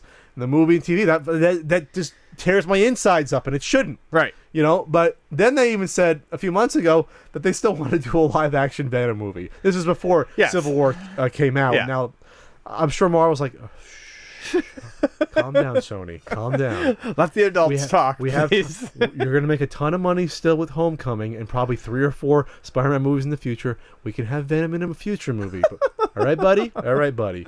I know you're anxious, buddy. Sit it down. Calm it down. It's like, I'm thinking of a really coarse metaphor for how Sony's acting right now. But it involves like getting a hand job in the back of a bleacher or something. But anyway. So, I mean, is there any property that you'd want to see from Sony involving the Spider-Man universe that isn't Spider-Man at this point? No, at this point, I just want Marvel to have all of their heroes back. I don't want anyone else having any... I didn't even go see Apocalypse. I didn't either. I just couldn't bring myself... And that's Fox, I know, but I just couldn't bring my... And I like Days of Future Past. I didn't see it. I like Days of Future Past, and I'm a massive, massive fucking X-Men fan, and I just couldn't give a shit. It's already out of theaters. So it's been like 5 weeks. I went to check last week, and I'm like, whoa, it's playing in one movie theater in La Jolla? I was like, really? The quality of the Marvel Cinematic Universe movies is such that I'm more than willing to look at what they shake up with DC because it's a different ball of wax. But when it comes to Marvel movies, you're spoiled. We're spoiled. I'm spoiled. I can only look at the Marvel Cinematic Universe one. We're absolutely spoiled. It's kind of sad. And it kills me because, I mean, I know Spider-Man's your favorite, and you're getting on track with him, but the X-Men... After 15 years, I'm getting on track, buddy. The X-Men have always been my favorite, and I just... please bring them back into they're the doing fold. They're doing that TV show that's going to come out, which might be associated. I think eventually it's all going to come back in like 10 years. It's all going to be back. We're going to be 70 years old, but... You're going to finally, before Frank dies, he just wants to see a Fantastic Four movie done right. Just give him one. I would have loved to have seen Chris Evans and Hugh Jackman just once on the same screen. Just once on the same screen as Cap and Wolverine. You'll see a new Wolverine. He'll be 5'5". He'll be a small one like the comics. And right. He'll be like, oh, it's not Hugh Jackman, but... I think they'll have to recast everyone at some point. I mean, no one's looking forward to Chris Evans being recast. Or Robert Downey Jr. will be the first one because yeah. he's already 50 and can you be a 70-year-old Iron Man? Technically, you can, but they'll just de-age him like he's a teenager, like in the beginning of Civil War, which was excellent, by the way. All right, so okay, Sony, just don't. You got a hand job. Don't go out buying hookers. Is what I'm trying to say. This is interesting, coming off of the topic we had, not at the live podcast, but at the one we did right before that. There is now the YouTube Creator Hub, which is a basically help program for new YouTube creators. And the more followers that you have, the more subscribers that you have, the more you will be... the more programs and workshops you will have access to help you increase your output, the quality of your output, how to attract more subscribers and things of that nature. so it says when you start your channel, you start with graphite benefits, which are open to all creators, and as your sub numbers get bigger, you'll unlock new benefit levels, which include all sorts of perks from workshops and events to production access at the YouTube spaces and a whole lot more. So as you grow, you can go to those YouTube spaces, like there's one in LA and there's one in Toronto, and they have high tech equipment, and you can shoot there and use their equipment. I could access them if I wanted to. All you have to book the space ahead of time, and then they have camera equipment, editing equipment, huge green screen spaces. I mean, it's legit. That's crazy. It's a really cool idea. You got to be local to them, obviously. But no, they can't have them available to everyone. They have to have some filter system or we'll get nuts. Right. Obviously. So, this is available for free. And as stated, you get more the bigger that you get. Yeah, but you start off with like basic support. Yes. For monetized channels, which almost anyone can be monetized, so that's everyone. It used to be there was you had to be on a network or you had to be part of it. Now basically anyone can be monetized. You sign up today, tomorrow you can probably be monetized. Crazy. So it's interesting because this plays off of what we talked about 2 podcasts ago, the YouTube Creators Guild, which is kind of the same sort of thing, only you pay in. The Internet Creators Guild. The Internet Creators Guild, where you pay in and you receive the same sort of support back in almost like a union fashion. So really the question here is, which is going to be... Is this going to steal some of the thunder from that Internet Creators Guild? Absolutely, because this is ready to go. This is free, and it has everything laid out already for you. What you're going to get out of this. How much of this do you think was a response to that, or how much do you think this was just timing? It had to be timing. I mean, this announcement came out about 2 days after they started, I think, taking emails and I think admission money for the Internet Creators Guild. Okay, so it's just timing. But I don't think YouTube was happy seeing that Internet Creators Guild, because they're like, ooh, you're going to be making money off of basically our product in a circuitry way. It's like, but this is why I like this. Because I can see it. We're still waiting on the Internet Creators Guild but this stuff is concrete. Learning about copyright on YouTube basics, and there's cute. You watch a little video, it has little basically Muppets, a 5-minute video telling you about copyright.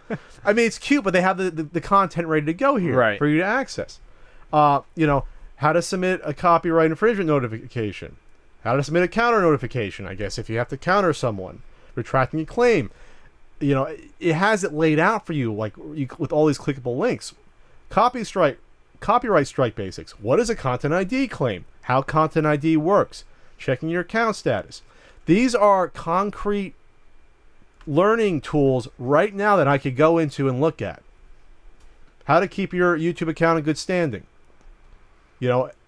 Features available to accounts in good standing. And this is just for the copyright and having how to appeal strikes. This is something that right now, like I said, I can go and access.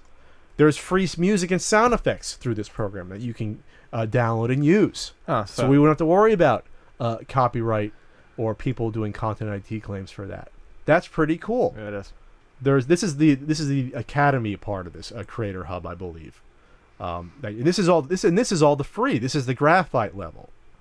Oh, so this is even getting into the next levels. Yeah, once you get up to the bronze level, the 10,000 subscribers to 1,000 subscribers, 100,000 subscribers. That's where you unlock production access at YouTube Spaces, become a YouTube ambassador, channel consultation program, and things like that. There's different events based upon your subscriber count.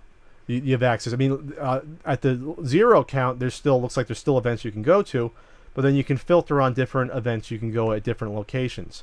Probably workshops. YouTube Space Tokyo is having one on July 17th. Let's go to it, Ian. This is smart because the subscription fee is basically built into how much money you're making. It's not quite the same as, okay, I'm paying for access to everything off the bat. This is like, okay, how much are you really using YouTube? We're gonna tailor this hub for how you're using it. Sure. If you have 1 million subscribers, you're doing this for a living, you have access to all these features that, hate to say it, someone with 500 subscribers may not even use that. Or why would they? Or need to, or want to. Right. So, I mean, obviously, should everything be available to everyone? In theory, sure.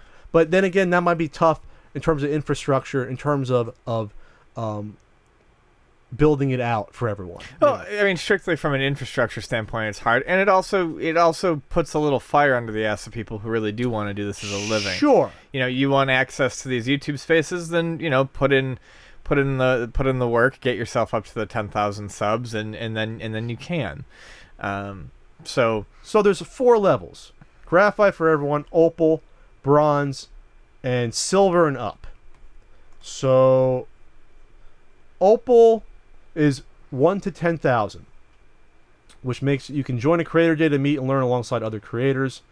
Visit a YouTube space or a workshop near you. Okay, so you have to be opal for a workshop event, but only 1,000 you can access the YouTube space. Right. That's pretty meager to get 1,000 subscribers nowadays. It really is. Attend local meetups to get to know creators in your area. So that's cool. And then visit space. Like I said, the spaces is like free equipment there. To be able to actually do that, that's bronze. That's 10K to 100K. Unlock production access at YouTube Spaces. Oh, it's just attend the local visit. Oh, you can just visit the space. You can't use it at that. Oh, really? Give yourself a taster to push yourself a little bit harder, I guess. It's on the Opal page, though. It says local meetups. Okay, maybe that's visit spaces. Okay. So, then at bronze, which is 10 to 100,000, join the channel consultation program. Become eligible for the YouTube Next Up contest. I'm not familiar with that. Look it up. Unlock production access at YouTube Spaces. Okay, there it is. You can visit the spaces. You can't actually use the space unless you're at least 10,000. Become a YouTube ambassador. Ooh, I can become a YouTube ambassador? Woo! You can talk to a YouTube partner manager for personalized advice and support when a spot opens up. It's going to be limited, but at least you have it. Yeah, production access. Enter the Next Up contest. Eligible creators can enter the YouTube Next Up contest. Winners get help with new equipment. Ooh, new equipment. They give you new equipment. And a spot at a week-long creator camp at the nearest YouTube space. All right.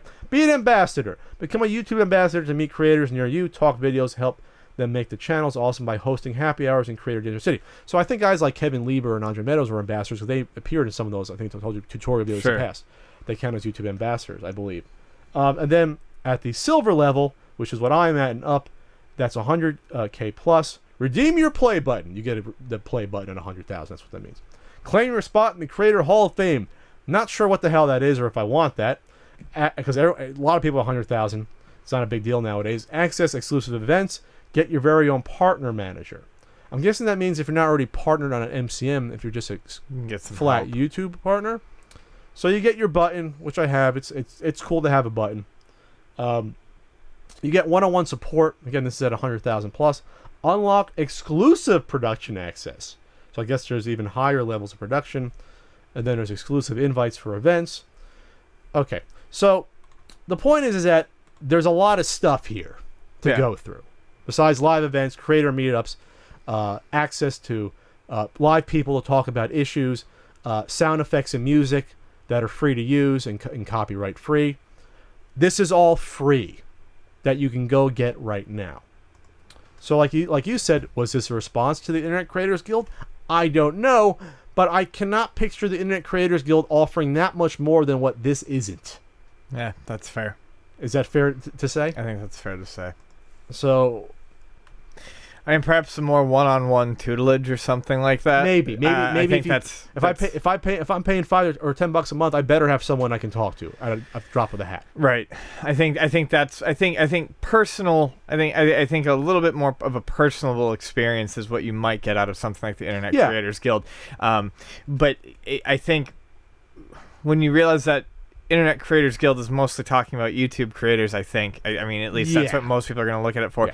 This probably seems like I'm going to keep that $5 in my pocket or that $10 in my pocket. Perhaps. The one thing I didn't see here that the Internet Creators Guild did have top of my head was like breaking down like MCN contracts and things like that. See, that's really handy and useful. I don't see that here. Yeah. So that is a positive for Internet Creators Guild I do not see here. Matter of fact, there's nothing really here about MCNs or anything like that. So maybe that's something that YouTube doesn't want to necessarily deal with. Yeah, maybe they don't want. Maybe that's be a little hairy for them. They don't want to step on too many toes. But like the huge events in the YouTube space, that's something only Google has the power to really do on that level. Sure. Where they can say, okay, we have even 10 locations across the U.S. You can come and film shit. Right. I mean, but the YouTube space has been around for years at this point. It's been like 2-3 years at least. Yeah, I think they just opened the one in Toronto this year, but I know the one in LA has been around for a couple of years now. Yeah, I can go up there if I want. We could film. We can do our new Let's Play show maybe there. That'd be fun with the giant green screen on on our feet. So, all right. Now, again, I'm not saying the Internet Creators Guild is a bad idea, but it might be doing the job of something that's already existing for free. That's tough in the marketplace. Right. Let's be honest. All right. Now the topic du jour. Holy shit. Hold on to your hats, people. A lot of explaining going on with this one. I also need another yogurt to get me through this one. Okay. So Counter-Strike Go betting's a thing. And gambling, it's a thing. So I guess through Valve, you can purchase like these keys that unlock. You can buy skins. You can buy weapon skins. And Okay. the skins are randomized. And the skins have rarity to them. Okay. Some are harder to come by than others. Like, can't you also buy key to open these up? It's like randomized. Yeah, probably. But you can buy a skin for $250. You can probably buy a crate of skins for a certain amount. Okay. And what it is it gets you, weapon skins and things like that, knives, skins for your knives, etc. And the rarer ones actually have a monetary value to them, as you can trade or give them away, I believe, or sell them. So what's been happening is there's been gambling going on, where basically these are used as the betting chips, because there will be a willing buyer out there somewhere. That's what this whole market relies upon, is there being a willing buyer out there. But so far there is. Let's back up a second. Here's the price of the keys. They are called keys. Okay. You can get at 3, they're $245 each. And this is the price. This is the Steam price of these. Okay. 11, they go down to $243 a piece. And there's like I'm not sure how these are priced out, but there's a quantity you can buy here. So basically, at about $250 a pop, you're taking a gamble on a lotto ticket. Is this lotto ticket going to be worth something, or is it not going to be worth something? Can I get something that's really a gun that's common, or one that's uncommon or rare? Your guns are the same. It's what your gun looks like. That's what I mean, though. Man, Yeah, I get a sniper rifle that's really cool looking. Right. They open, okay. It's a CSGO key. It's a Valve Series weapon case. And this is what is sold by Valve. Yes. On Steam. Okay. Let's go to back up, because that's where this starts. Then it leads into these websites that somehow have access to your Steam account and all the skins/weapons that you own. And there you can trade them, see what the value is. They have like fucking stock trading tools to see the value up and down, swear to God, of these rare, uncommon, and common skins and weapons. And then you can even gamble with them by throwing them into a pot, I guess, against another person or entities, and you flip a coin to see if you get all of them thrown in. Right. This exists as a thing. Okay? You with us so far? This exists. I don't know how it does, but it exists. Especially because this means that kids like as young as 13 can do this. Sure. I mean, if they have a Steam account, they can buy these keys, and Valve's like, all right, this is part of our microtransaction model. Basically, take these keys and get these skins. People do videos where they scroll across. I've seen them. We're like, oh, it's basically like a fucking slot machine. Yeah. You see the weapons scroll across, and it stops on one. Yeah. Like I'm at the boardwalk giving you $1 to spin the wheel and win a big, huge ball, bouncy ball that I'll take home, and then it'll break a day later and pop, and I'll be crying. Then my mom has to take me back to get it replaced. And okay, sorry. But anyway, the whole point is that there's a system in place, a monetary system that's built up upon supply and demand, based upon these skins and /weapons. We'll use them interchangeably, and marketplace, and somehow they can be connected to your Steam account easily. So from this, various websites have popped out saying that you can gamble on these sites, you can trade on these sites, And sell on these sites. and sell on these sites, and whatever else. And you can also, I guess, unlock other weapons on these sites /skins. Skins. They're skins. So I don't know where it comes from, where the skins on these sites, where maybe these websites, these betting websites, purchase them all in bulk and get them, and then transfer them to their site, and then you can get them there. I'm guessing that's how it works for the ones off site, because they exist. So this is where it gets weird. There are popular YouTubers out there now that have promoted these various betting sites, gambling sites for these skins. And there's two big ones that are getting caught up with in a very big way. YouTuber named Pro Syndicate and a YouTuber named TmarTN. These are YouTubers with millions of subscribers. Right. That in the past have put out a multitude of videos promoting a specific Counter-Strike betting site. That's so weird to even say that. Counter-Strike betting site named CSGO Lotto. So H3H3 put out a video. Our pal, even though he doesn't know us. H3H3 put out a video based upon someone else's research, breaking down the fact that these two entities were not just in cahoots with CSGO Lotto, in their own videos that they were opening up these skins and woo, gambling. Not just that, they're owners of the fucking site. Owners of the site, but owners of the site that they're promoting without disclosing it, and then they're getting their young viewers to go use this site. It's disgusting. It's probably the most disgusting thing we've ever discussed on the podcast. It's incredibly vile. As someone very accurately put it, it's like if someone would write a good review for a game and that person was also the creator of the game as well. I saw another metaphor. It's like if a casino, you own the casino. Mm-hmm. You take a bunch of chips, go up to the roulette table, have them rig it for you to win it. To go, hey, look, I won. Everyone else, this random casino I'm not associated with. That's basically what they're doing. Because I don't know then if their videos where they're gambling and opening up this skin. Oh, what's going to get? And of course they're getting the big guns and everything. Like, oh, I won this gun. It's worth like $1,300 on the open market. Of course, then their dumb fans are going to then run and sign up and start plucking down money to gamble. Right. Of course they're going to do it. Yeah, and the weirdest thing about it is it's not... People need to understand that it's not... This has really nothing to do with Counter-Strike. This has to do with the skins. And people who play Counter-Strike as well as people who don't play Counter-Strike do this. It's a loophole to gamble at any age in the US. It's kind of like how it occasionally works in Japan, where you don't actually win money, you win things that you can then go trade in sell for money. Yes. And that's how it's working. There's so much to talk about here. First of all, the Federal Trade Commission, boy, I think they're going to look at this one a little more closely than usual. Yes. When it comes to this. The Federal Trade Commission requires that if a video is sponsored or paid for, that you disclose it. Obviously, that was not done here. After the H3H3's videos came out and all these websites, IGN are running the news, they're trying to, at least one of the two is trying to go back and say, oh, this is a sponsored video or whatever. But it's not even sponsored. You own the fucking site. Well, and a quick trip down the internet time machine shows that those disclaimers were not there prior. And anyways, and one of the two entities, I think, just privatized all the betting or excuse me, the gambling videos. Because nothing makes you look innocent quite like hiding everything. Jesus Christ.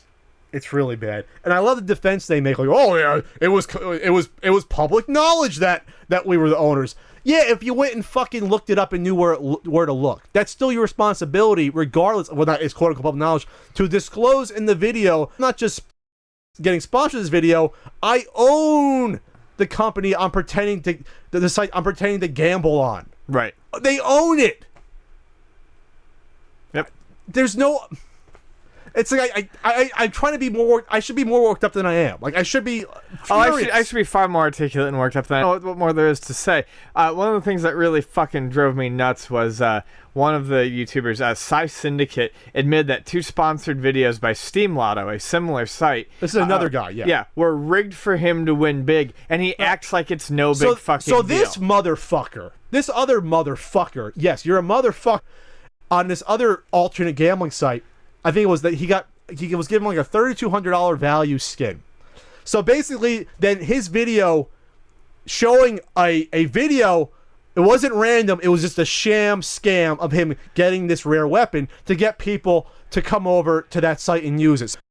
This should be everyone's experience. Like even when you go on fucking TV and watch Qbids, you know, those websites where like, oh, I won this MacBook for $10, you know, where you pay for, even those say, results are not typical. Right. Like even those fucking ones have to say that. I think that just got added into his as well. Like this motherfucker. comes out with an what the fuck's his name? Psy Syndicate Exposed, had the fucking gall to make it a joke. Yes. And the thumbnail was him like rubbing his nipples. Yeah. You motherfucker. You're so fucking gross. You're fucking disgusting. He acted like because he didn't sell the skin and he gave it away with some other skin. That made it okay. That made it okay. Oh, sure, because I'm committing fraud and having other people go to a website and give away their money. You still misled a shitload of people who are now throwing their money at this website because their YouTuber, told them to. Yeah. Oh, because I fakely spent money on getting this rare weapon. You don't think other people are going to do it? That's the whole fucking point why they gave you that skin, dumbass. Yeah. They used you. You didn't fucking care, and now you're making a joke out of it. Out of using your audience. Out of using your audience. Oh, that's hysterical. I'm rubbing my nipples because I committed fraud. This is hysterical. I love nipple fraud. Oh, man. Isn't that funny, guys? I committed fraud and treated my audience like fucking idiots. Hey, they don't care. They don't care. That's the point. They don't fucking care. Hey, you did a really cool video hawking some knives, though. Oh, yeah, that same guy then does a video hawking knives. Using the skins that are in... All right, guys, limited edition. We got some knives for you. Yeah. Get this knife. It's only $19.99. And by the way, I'm going to pretend to open it up right now. I got the rare one. And you're fucking idiots and don't know it's fraud. Well, I'm going to rub my nipples because it's a joke. It's Damascus steel. I'm going to rub my nipples because it's a joke. It's painted to look like Damascus steel. So these two guys, these two owners, they're in deep shit. Yeah. They're probably gonna get away with the fact that if these websites were in the U.S., they'd be fucked. Mm-hmm. These websites are usually in Russia or they're in Europe or in the Caribbean somewhere where the rules are a little more relaxed. Let's just say. Not a fucking ship in the middle of the international waters. Is the FTC gonna fuck you guys in the ass? Yeah. And I hope they do it more sooner than later. Boy, are you two in trouble. Publicly.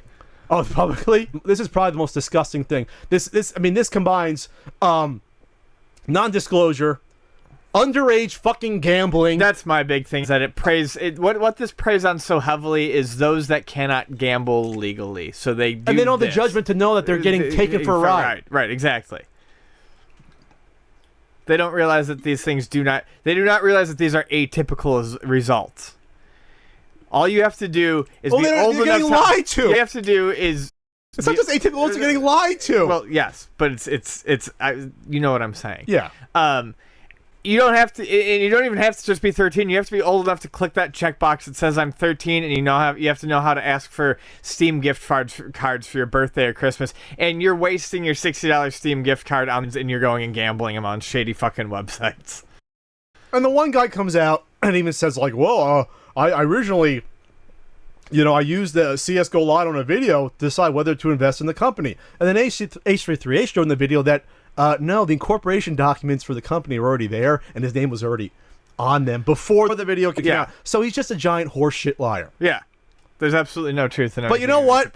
Even if this is what it comes down to, it's like the steroids in baseball and fucking people getting caught plagiarizing videos. Yeah. You get caught doing something really fucking evil, but you know what? You got your money. You've already ripped off people. So what's going to happen now? Just going to sit there and rub your nipples. It's going to rub your nipples. That's a joke. Well, that's the other one. But either way, they're all fucking disgusting. All you guys are fucking disgusting. Can we just throw them all in the same pot and flip a coin and see who gets them all, and then we can sell them off? And as Total Biscuit said in a video where he excoriated them, rightfully so, he makes everyone look fucking... Now it's like that's why people are afraid of when you do a sponsored video or not. It's like because they think you're a fucking scumbag because people like this exist. Right. That people outright commit fraud. Now you're afraid to do anything on the up and up, and that's why I said maybe YouTubers are afraid to say they're sponsored. Because they're afraid to be lumped in with like these fucking jackasses. Saying you're sponsored gets it up front and out of the way so that so this doesn't have to happen to you. It's fucking disgusting. And this is a person that's going to go on with the two owners are going to still make money off this fucking awful entity of a site that somehow exists. I'm not against gambling. I'm just against it when it's done in a nefarious way like this, and you have potential of a fucking 13-year-old kid getting involved and losing money on this fucking bullshit. Yeah. It's absolute bullshit. There's no fucking regulation. Remember, it all comes back to regulation. It's like game wheels. It all comes down to regulation. Regulation is to protect the consumer. Not to ruin your fun, it's to protect the consumer so that it's not manipulative And so that makes sure everything's on the up and up and real. Otherwise, who the fuck knows when I go to their sites and do their special skins off-site, off of Steam, who the fuck knows what if it's even randomized? Who knows if it's real? Anything else? You want to just rub nipples? I mean, yeah, we could just do that for a little while The longer. fucking gall of that piece of shit. What a guy. Fuck. What's next? Q&A? We got one more. Happier times. My voice is gone. Limited edition. I'm going to sell the knives based upon my fraudulent fucking video. They said, yeah. Fucking asshole. So the Russo brothers are going to be producing and what are they? Do they have some sort of creative control here? They're developing. They're So developing. creative development. They're developing a Warriors show, an hour-long show for Hulu. Not the Golden State Warriors. No. Based on the 1979 cult movie classic about the gang that needs to find its way home. To Coney. Yes. The Warriors have been, I would say, in a resurgence of popularity recently. Oh, absolutely. Certainly starting with, maybe not starting with, but definitely picking up after Rockstar did their Warriors game for the PlayStation 2. 2004? I believe so, 2004, 2005. For the PlayStation 2 and also for the PlayStation Vita. What was weird about that was that I was always a big Warriors fan. I think I saw it on TV as a teenager, and I was like, this is really cool. And then I'd heard that there was like a director's cut DVD coming out, which was coming out before, I think, the game. And I discovered that, like, okay, this director's cut's coming out, but it's not really a director's cut. It's just adding in these interstitial. They did like these comic style interstitials that are stupid. But there was always like, I always wanted to see the version I saw on TV, because a lot of times on TV they put in back in scenes that they cut out of the theatrical release. Sure. But the whole time I'm like, didn't know that like Rockstar was doing this big game. It was so strange that Rockstar would do a game based on a movie that was like 25 years old. That was like a cult classic. Like, it came out of nowhere. Yet at the same time, the setup of the movie, actually, it's one of those few movie games where you're like, Makes sense. yeah, okay, that could work. Yeah, because they took the plot of the movie, expanded it out. I remember playing it for a couple hours. Didn't play it a huge amount of time. I'm like, they did a good job with it. I mean, Right. now it's off the heels of GTA 3. Right. They're doing that. Was that okay? It was definitely during their 3D GTA period. I couldn't remember. Off of like Vice City or whatever. Yeah. Probably came out a year or two before, or even San Andreas. The whole point was like, out of all the games, I know there's different stars, like 3 of them, but of all the games that Rockstar to do, they do a Warriors game. It was just bizarre. But I guess the concept of the Warriors is so cool that that's what made the game successful. Right. This re-released it on PS4, and now you're gonna have a Hulu series. I mean, I love the movie. You have iconic performances. James Remar as Ajax always stands out. Mm-hmm. Absolutely. More so than anyone else, because he's a great actor. But just the concept of warriors that are away from home having to fight their way back through other various gangs that are all colorful and themed. I wonder if that actually is it. Were there themed gangs in the late 70s? I know crime was bad in New York in the 70s, but it was an extrapolation of the crime going on in the city. You don't think you'd be walking through Central Park and having guys dressed up as baseball guys coming at you with bats. I would hope that wouldn't happen, but then again, you hear Central Park 70s, Yeah. it doesn't sound like a good time. No. You know what I mean? Like, you don't want to be out there.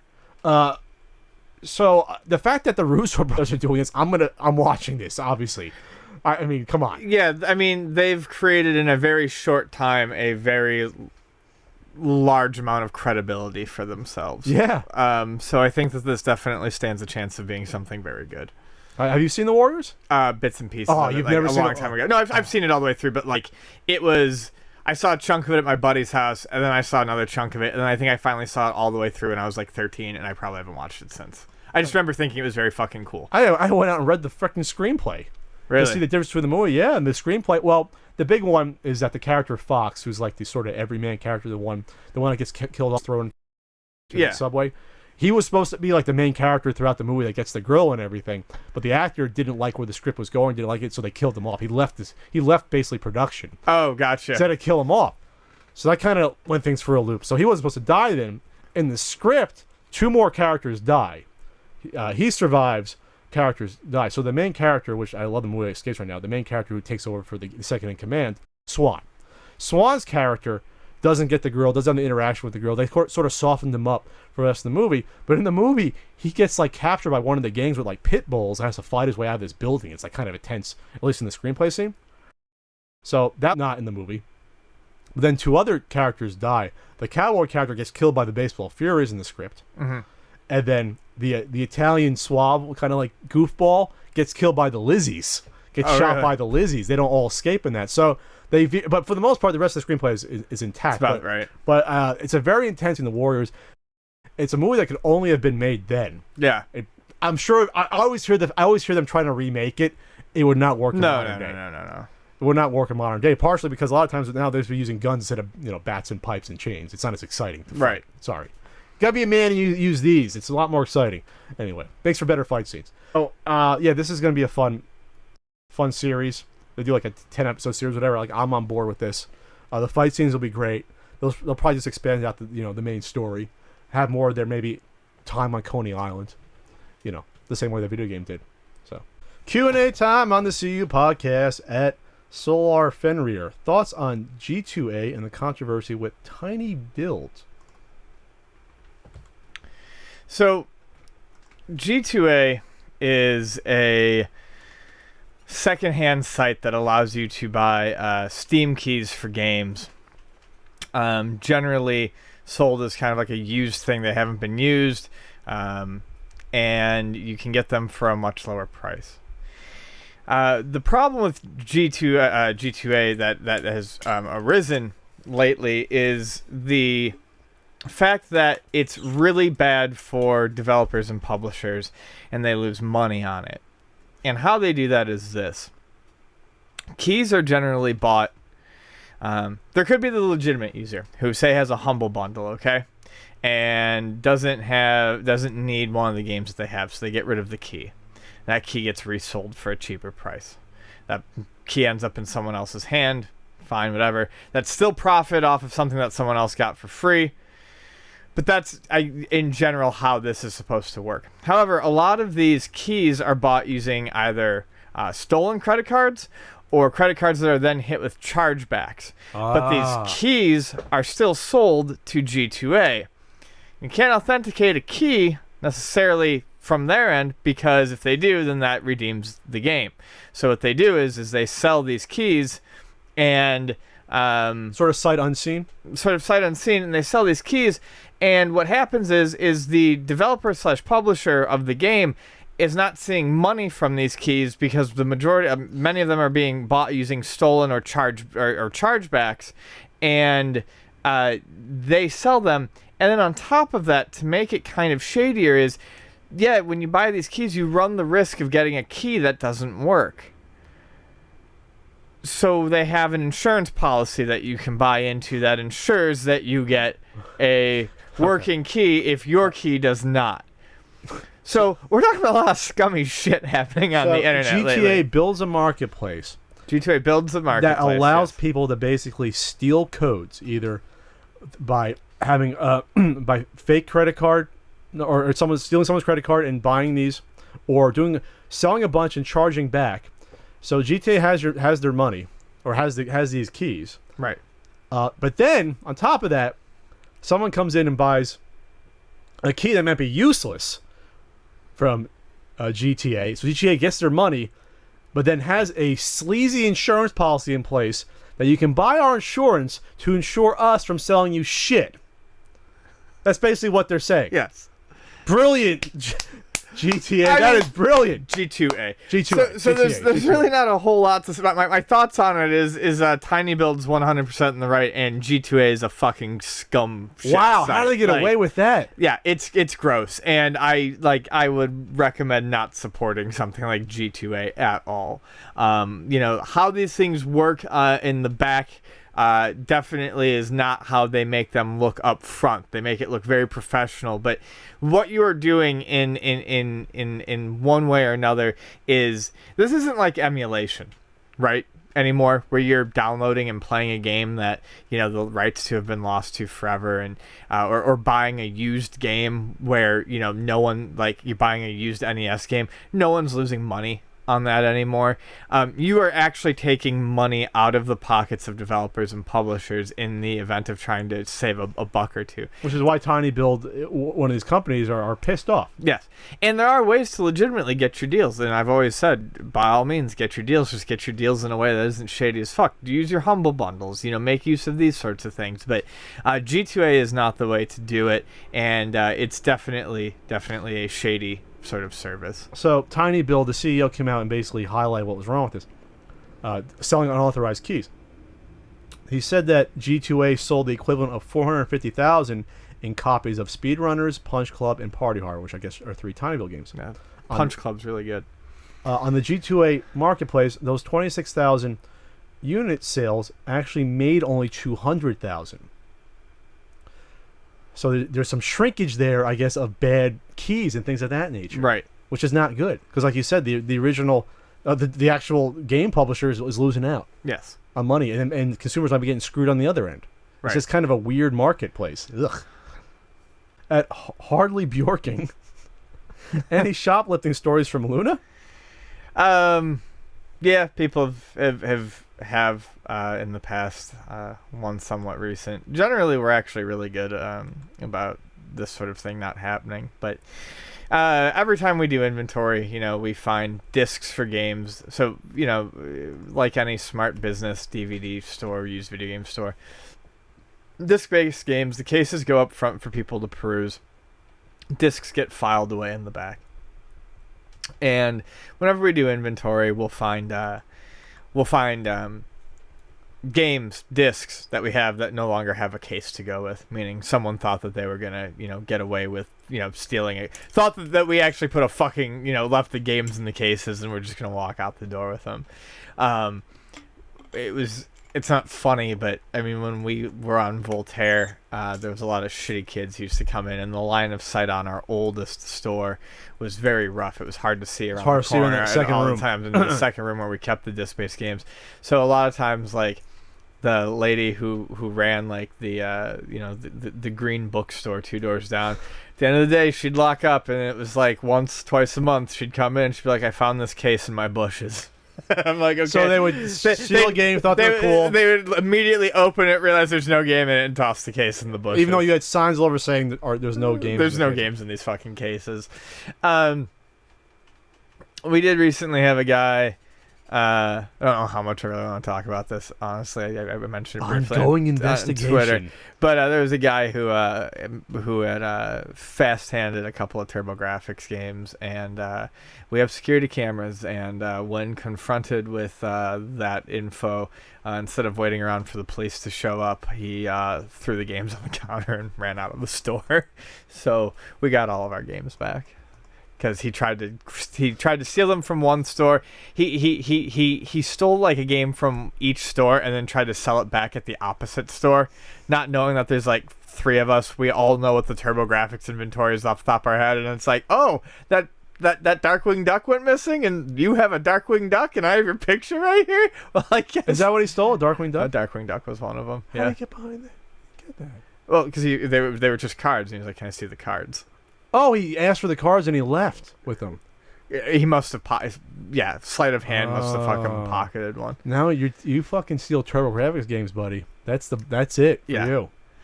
Well, at least petty criminals are stupid for the most part. Yeah. But no, I mean, honestly, we've had very little in the way of shoplifters. Most of our customers aren't that awful. Well, I mean, the only thing I could steal your store would be like some third-party controllers out in the open. I mean, yeah, right. I mean, we the only stuff you can steal the free stuff up front. The free stuff's up front. You can steal that. The only stuff that's available. Steal the Rock Band equipment. The only stuff that we have available to steal is either shitty third-party controllers or stuff that we're giving away for free anyways, and you think you're getting away with stealing like a something CD when it's case. free. Yeah. Or we put all that shit out front for free. Just focus your attention there. Let Ian be and his sauna of a game store. This is from I Have One Testicle.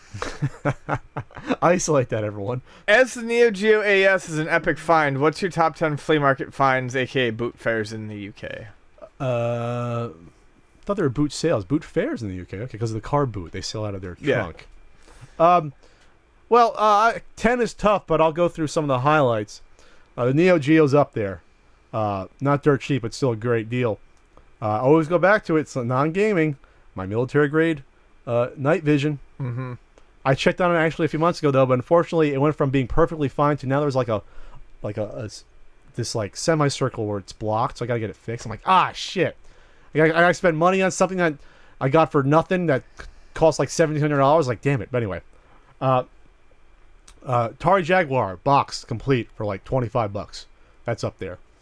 The Marvel vs. Capcom 2 sealed for Xbox for like $15. Well, I don't know what it works now, but then it was impossible to find or worth a lot before they released it digitally. Those are two are up there. Zombie Nation for $15 from Wario the Reseller. It's one good deal I ever got off him when he has them all like priced similarly. That's up there. Never found any Turbo stuff. Oh no, I'll include that. The one time I did find Turbo stuff at this flea market, I got the Turbo Graphics with the AV one. I can't think of it. I'm tired. Turbo Booster on it or plus with like 8 games for like $20. That was one of the best deals I ever got at a flea market. That's pretty great. That was about 5 years ago. Those are the ones off the top of my head. I find some toy deals every now and then. Nothing extraordinary. It's like, oh god, I got a $1 toy that's worth $3,000. But I did find those G.I. Joe card figures where I was like, I paid $10 for that card figure. It's probably worth about $250. That G.I. Joe Tiger Force Psych Out or whatever it was. Yeah, something like that. So those are the ones that I've scored on. What about you, Ian? What are some of your top flea market finds? There's only like 3 or 4 that I can think of. I never went to the flea market for toys and stuff. I went to the flea market for games, and then I went for weird junk, and that's always what I wanted to look for. The top 3 are very easy, and even back when I was collecting, the price I got these for was a steal. Because these were still considered hard to find games, and they were at least 100 to 200 a piece. I got my Action 52 for $10 complete, with the manual and the comic. I got a Caltron 6-in-1 complete manual for 12 or 15. Still waiting on that manual, buddy. Yeah, and then actually Pat has one right here. I got a World of Nintendo fiber optic sign for $8 in working condition. You sold that? No, I still have it, although I actually am in talks with a certain someone we both know to maybe get rid of it. You know, I wanted that at some point, right? Because I have it right there. Yeah. So you could have sold it to me like 3 years ago. Yeah, well, I held on to it because I didn't know what I wanted to do with it, but our pal Grimsy is interested in it. This son of a bitch here. See how he treats me, everyone? I didn't know what I was doing with it at the time. So our buddy might be getting that from me. You're giving a fellow Buffalonian a hookup. Well, it's in Buffalo. He's in Buffalo. I don't have to deal with shipping. All right, okay. Fuck it. I would have paid for shipping, but okay. So those are probably my 3 biggest come-ups. And then, like, you know, I would have the occasional, like, you know, especially back then, the people selling a box of Nintendo games. Here's $20, and it's got, you know, Dragon Warrior 2, 3, and 4 in it. And it's, like, great, because even back then, those were $30, $40, $50 games. Yeah. So those were always nice to come by. At Joshua Risner 76, the 32X system and games have jumped in price. Is it the new popular system to collect for? Well, I don't know. It's not new, but is it, I guess, the freshest one? What system at this point isn't the new popular system to collect for, I guess, is kind of my question. Did Master System ever catch on that much? Or it caught on well enough. Then it kind of died? Or yeah, and then it kind of died. I mean, Turbo caught on well enough, and it kind of died because, I mean, I think it priced everyone out of it. Now I do get a lot. I get a significantly larger amount of people coming in now looking for 3DO stuff. Really? And 32X stuff. The 32X went from an attachment that was like we couldn't give them away at $15-$20 to now I think being valued at like 60 or 70. Real? Just loose? No, with everything. With the 2 cables? With the 2 cables and the pan and all that or whatever the fuck you want to call it. I don't know. And like I could be wrong. I'm going off the top of my head, but I know it shot up like significantly, like maybe even possibly more. And we haven't had one in a couple months, so I'm just going off what I remember. But now I've got a lot of people who are interested in the 32X stuff. I do get people who call and ask for the 32X. And I've seen a huge increase in the amount of people who want 32X stuff, but they also want it complete.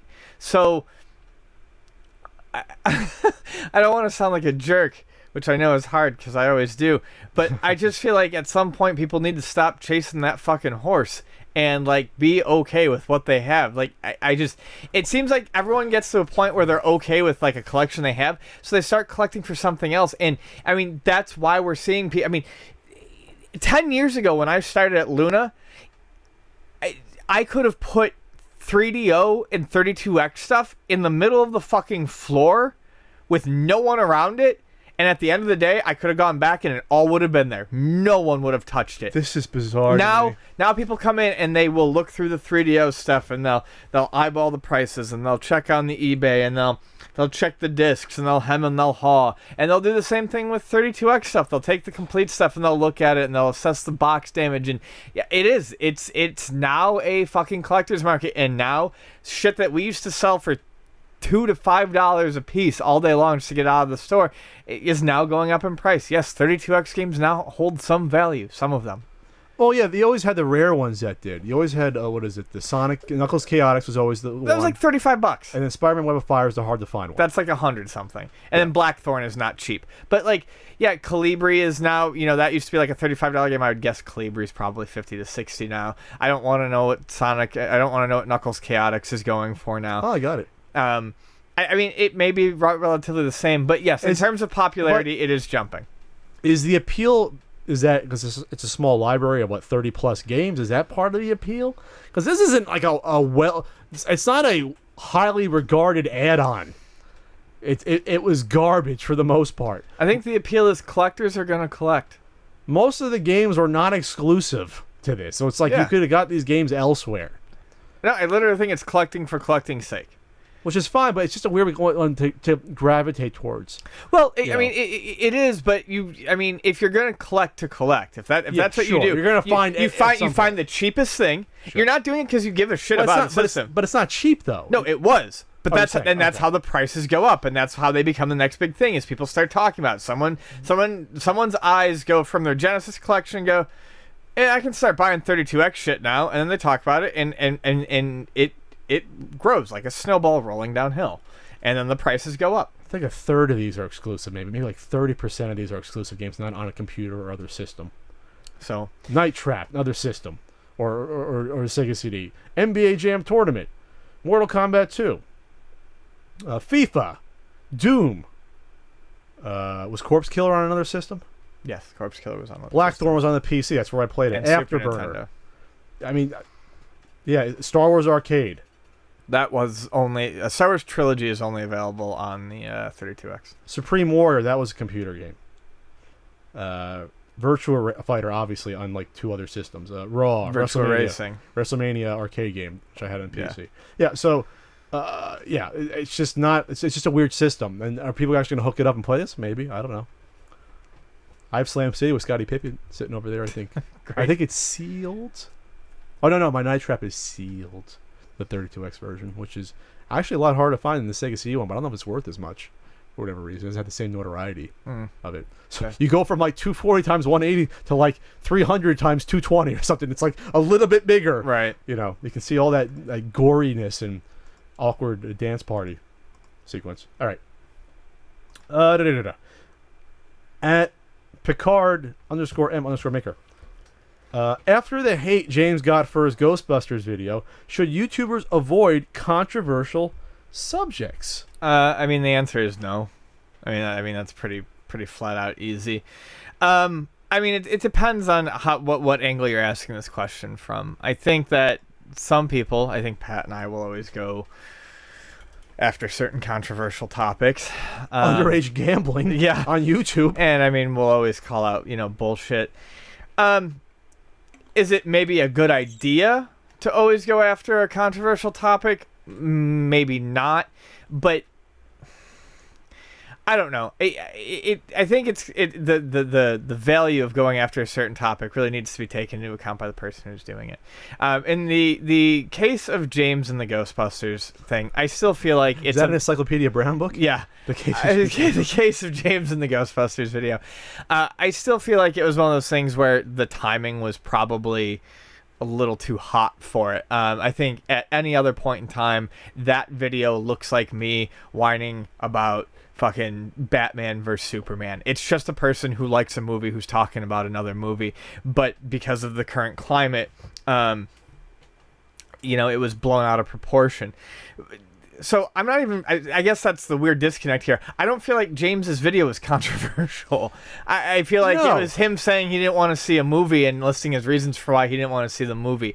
But no, I think YouTubers should always go after the topics they want to go to, because otherwise you're not being fucking true to yourself. And if you're not being true to yourself, then why the fuck are you doing this? Well, for some people that's not their brand. Some people, their brand is just to be happy-go-lucky entertainers. Well, like I said earlier, it depends on that. It depends on the individual person. They have to weigh it against what they're going for. I didn't bring this up when we covered the CSO Go betting scandal, but a lot of YouTubers' brands is that, hey, I'm friends with you.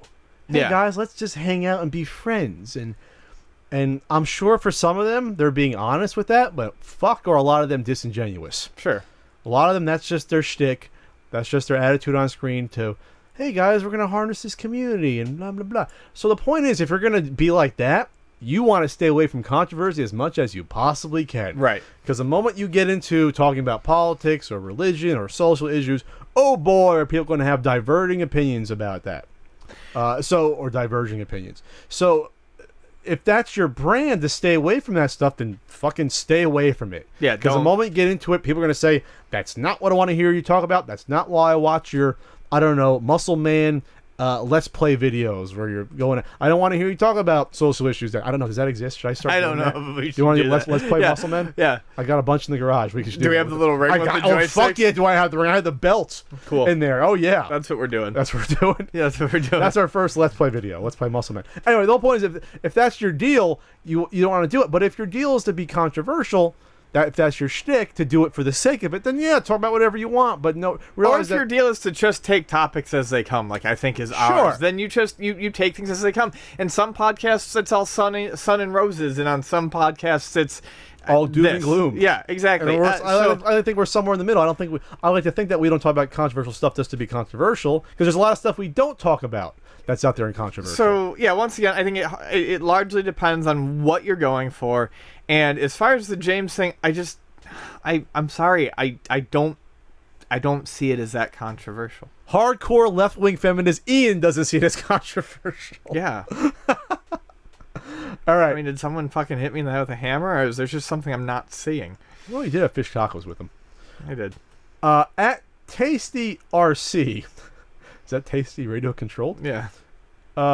Evo top 8 of Street Fighter V will be televised on ESPN2. More of a exclamation than a question, but I guess he wants us to comment on Evo, the top 8 of Evo. So we talk a lot of shit about various things being broadcast on sports channels, like Heroes of the Storm and that sort of stuff. Did we talk about StarCraft or other things that have been put on there? I don't know. About StarCraft. But it's mostly been like these MOBAs and stuff that we've discussed.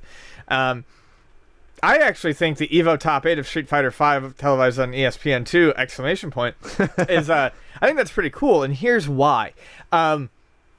It's a fighting game, and it's made to look like a street fight. And yes, there's a lot of It started as a street fight. There's a lot of technical stuff going on under the surface that most people don't care about or need to know about. But you know what? It's fun to watch two people who are good at fighting games play fighting games. Yes. It's easy to follow. I watch it. I've watched it. It's easy to follow people playing fighting games. It's fun to watch them. It's, like I said, just like what it says. It's like watching a fight. You understand punches and kicks connecting. You understand combos. You understand special moves.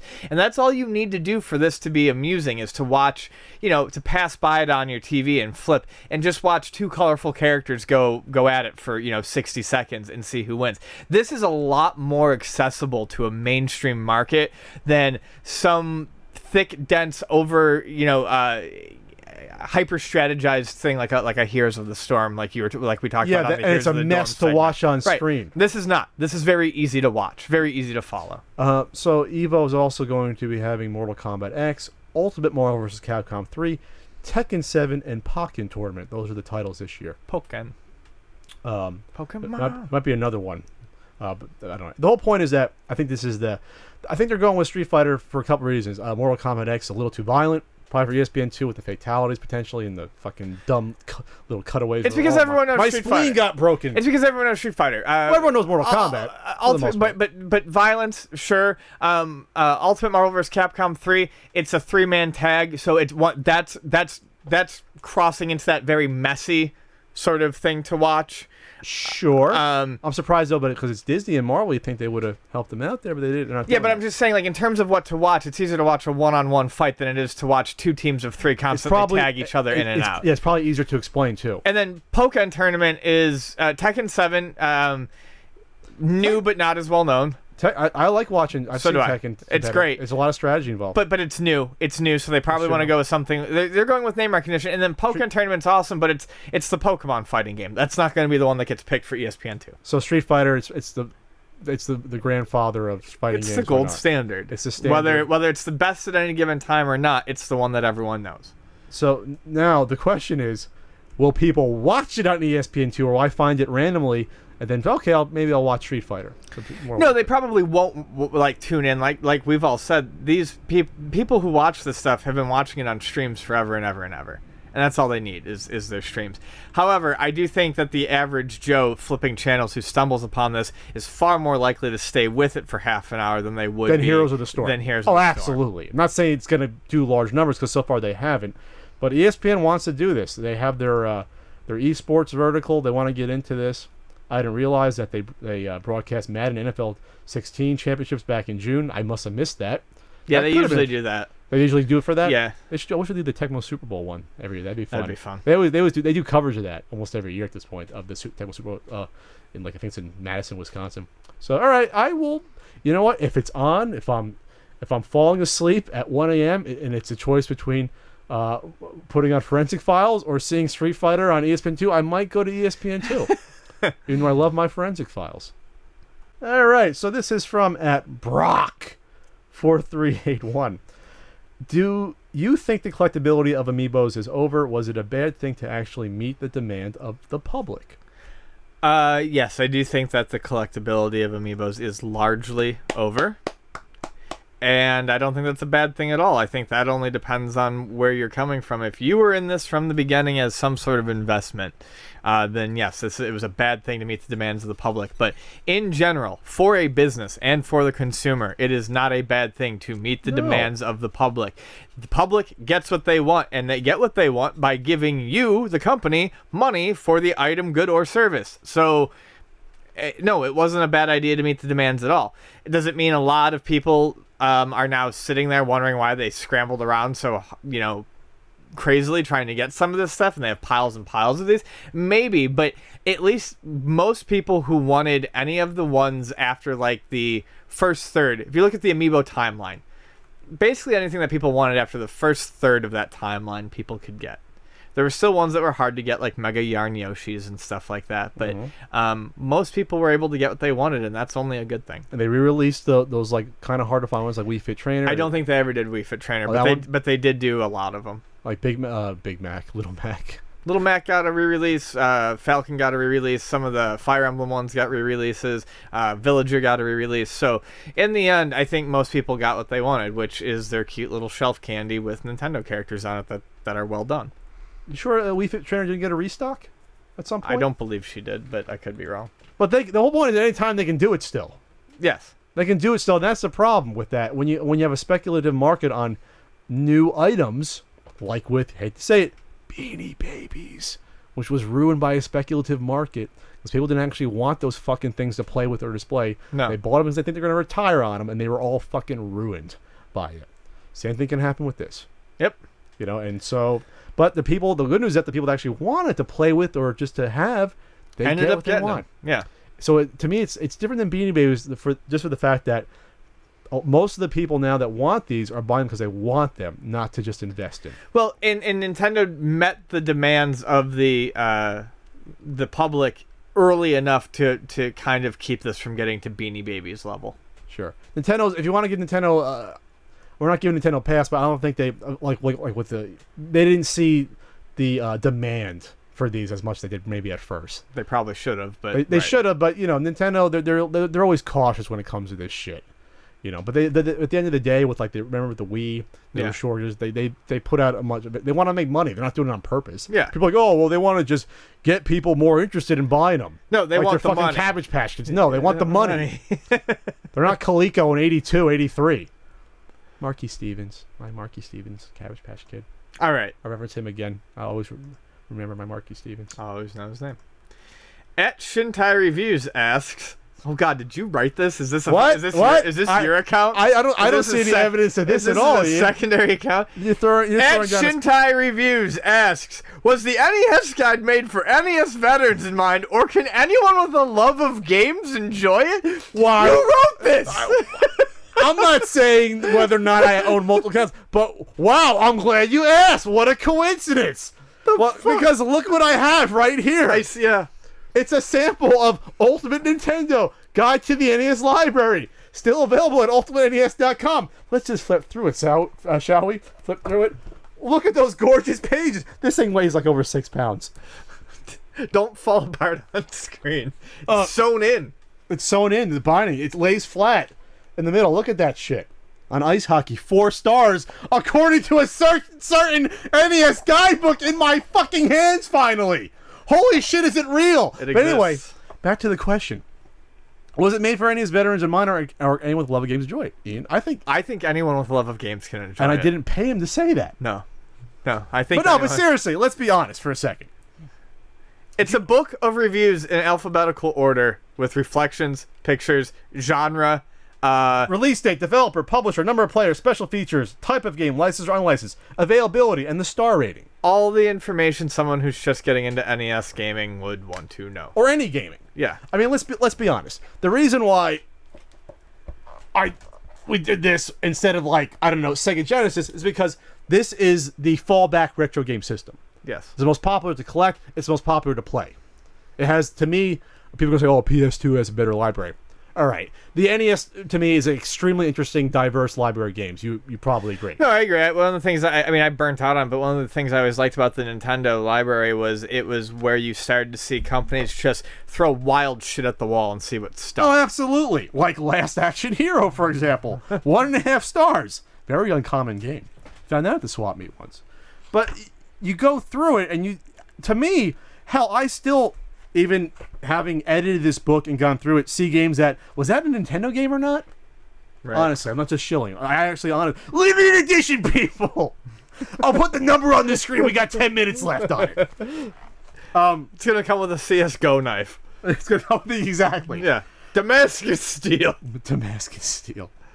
Got the Mark McGuire rookie card. You can use it as a placeholder. Are you gonna say anything else while flipping through the book, or are we just gonna make QVC quotes? No, but seriously, I think anyone with a love of games could look in, because I think it's a curiosity. So many of these games. Yes, exactly. Like you don't realize that. What? Greg Norman's Golf Power? Wow, it's a 4.5 star game. Why is it that good? Hell, I didn't know before I played it for the book that it was an excellent game. I didn't. Was there any games like that you play like, holy shit, that's a much better game than I thought it was going to be? Yeah, there are. I can't think of any off the top of my head. Thanks, Ian. You're welcome for doing that. But hell, we're surprised that Karate Kid. Ian think Karate Kid. I was going to say actually, Karate Kid's really not that fucking bad. It's 3 stars, better than average, and I kind of happen to agree. Hell, I gave Karate Champ 3 stars. Yeah. Once you learn the controls, it's a pretty good game. But you have to learn the controls. Not saying it's a great game, but you know what? But how about something like Kabuki Quantum Fighter? That's a fantastic game. So there's a lot of stuff in the library to discover. Or you can just use the book to press eggplant juice out before you. Yeah, it's heavy enough too. Because this thing is like already making my wrist hurt. But you can't sue me for carpal tunnel. I don't think there's a liability waiver you get with this. But no, there's a lot of stuff in the library. Pac-Mania. Ian gave an average 2.5 stars. That. Was it as good as the arcade? No. It's not an exciting game to begin with. Puznik. There's a lot of stuff in the library. It's good. Heavy-ass book.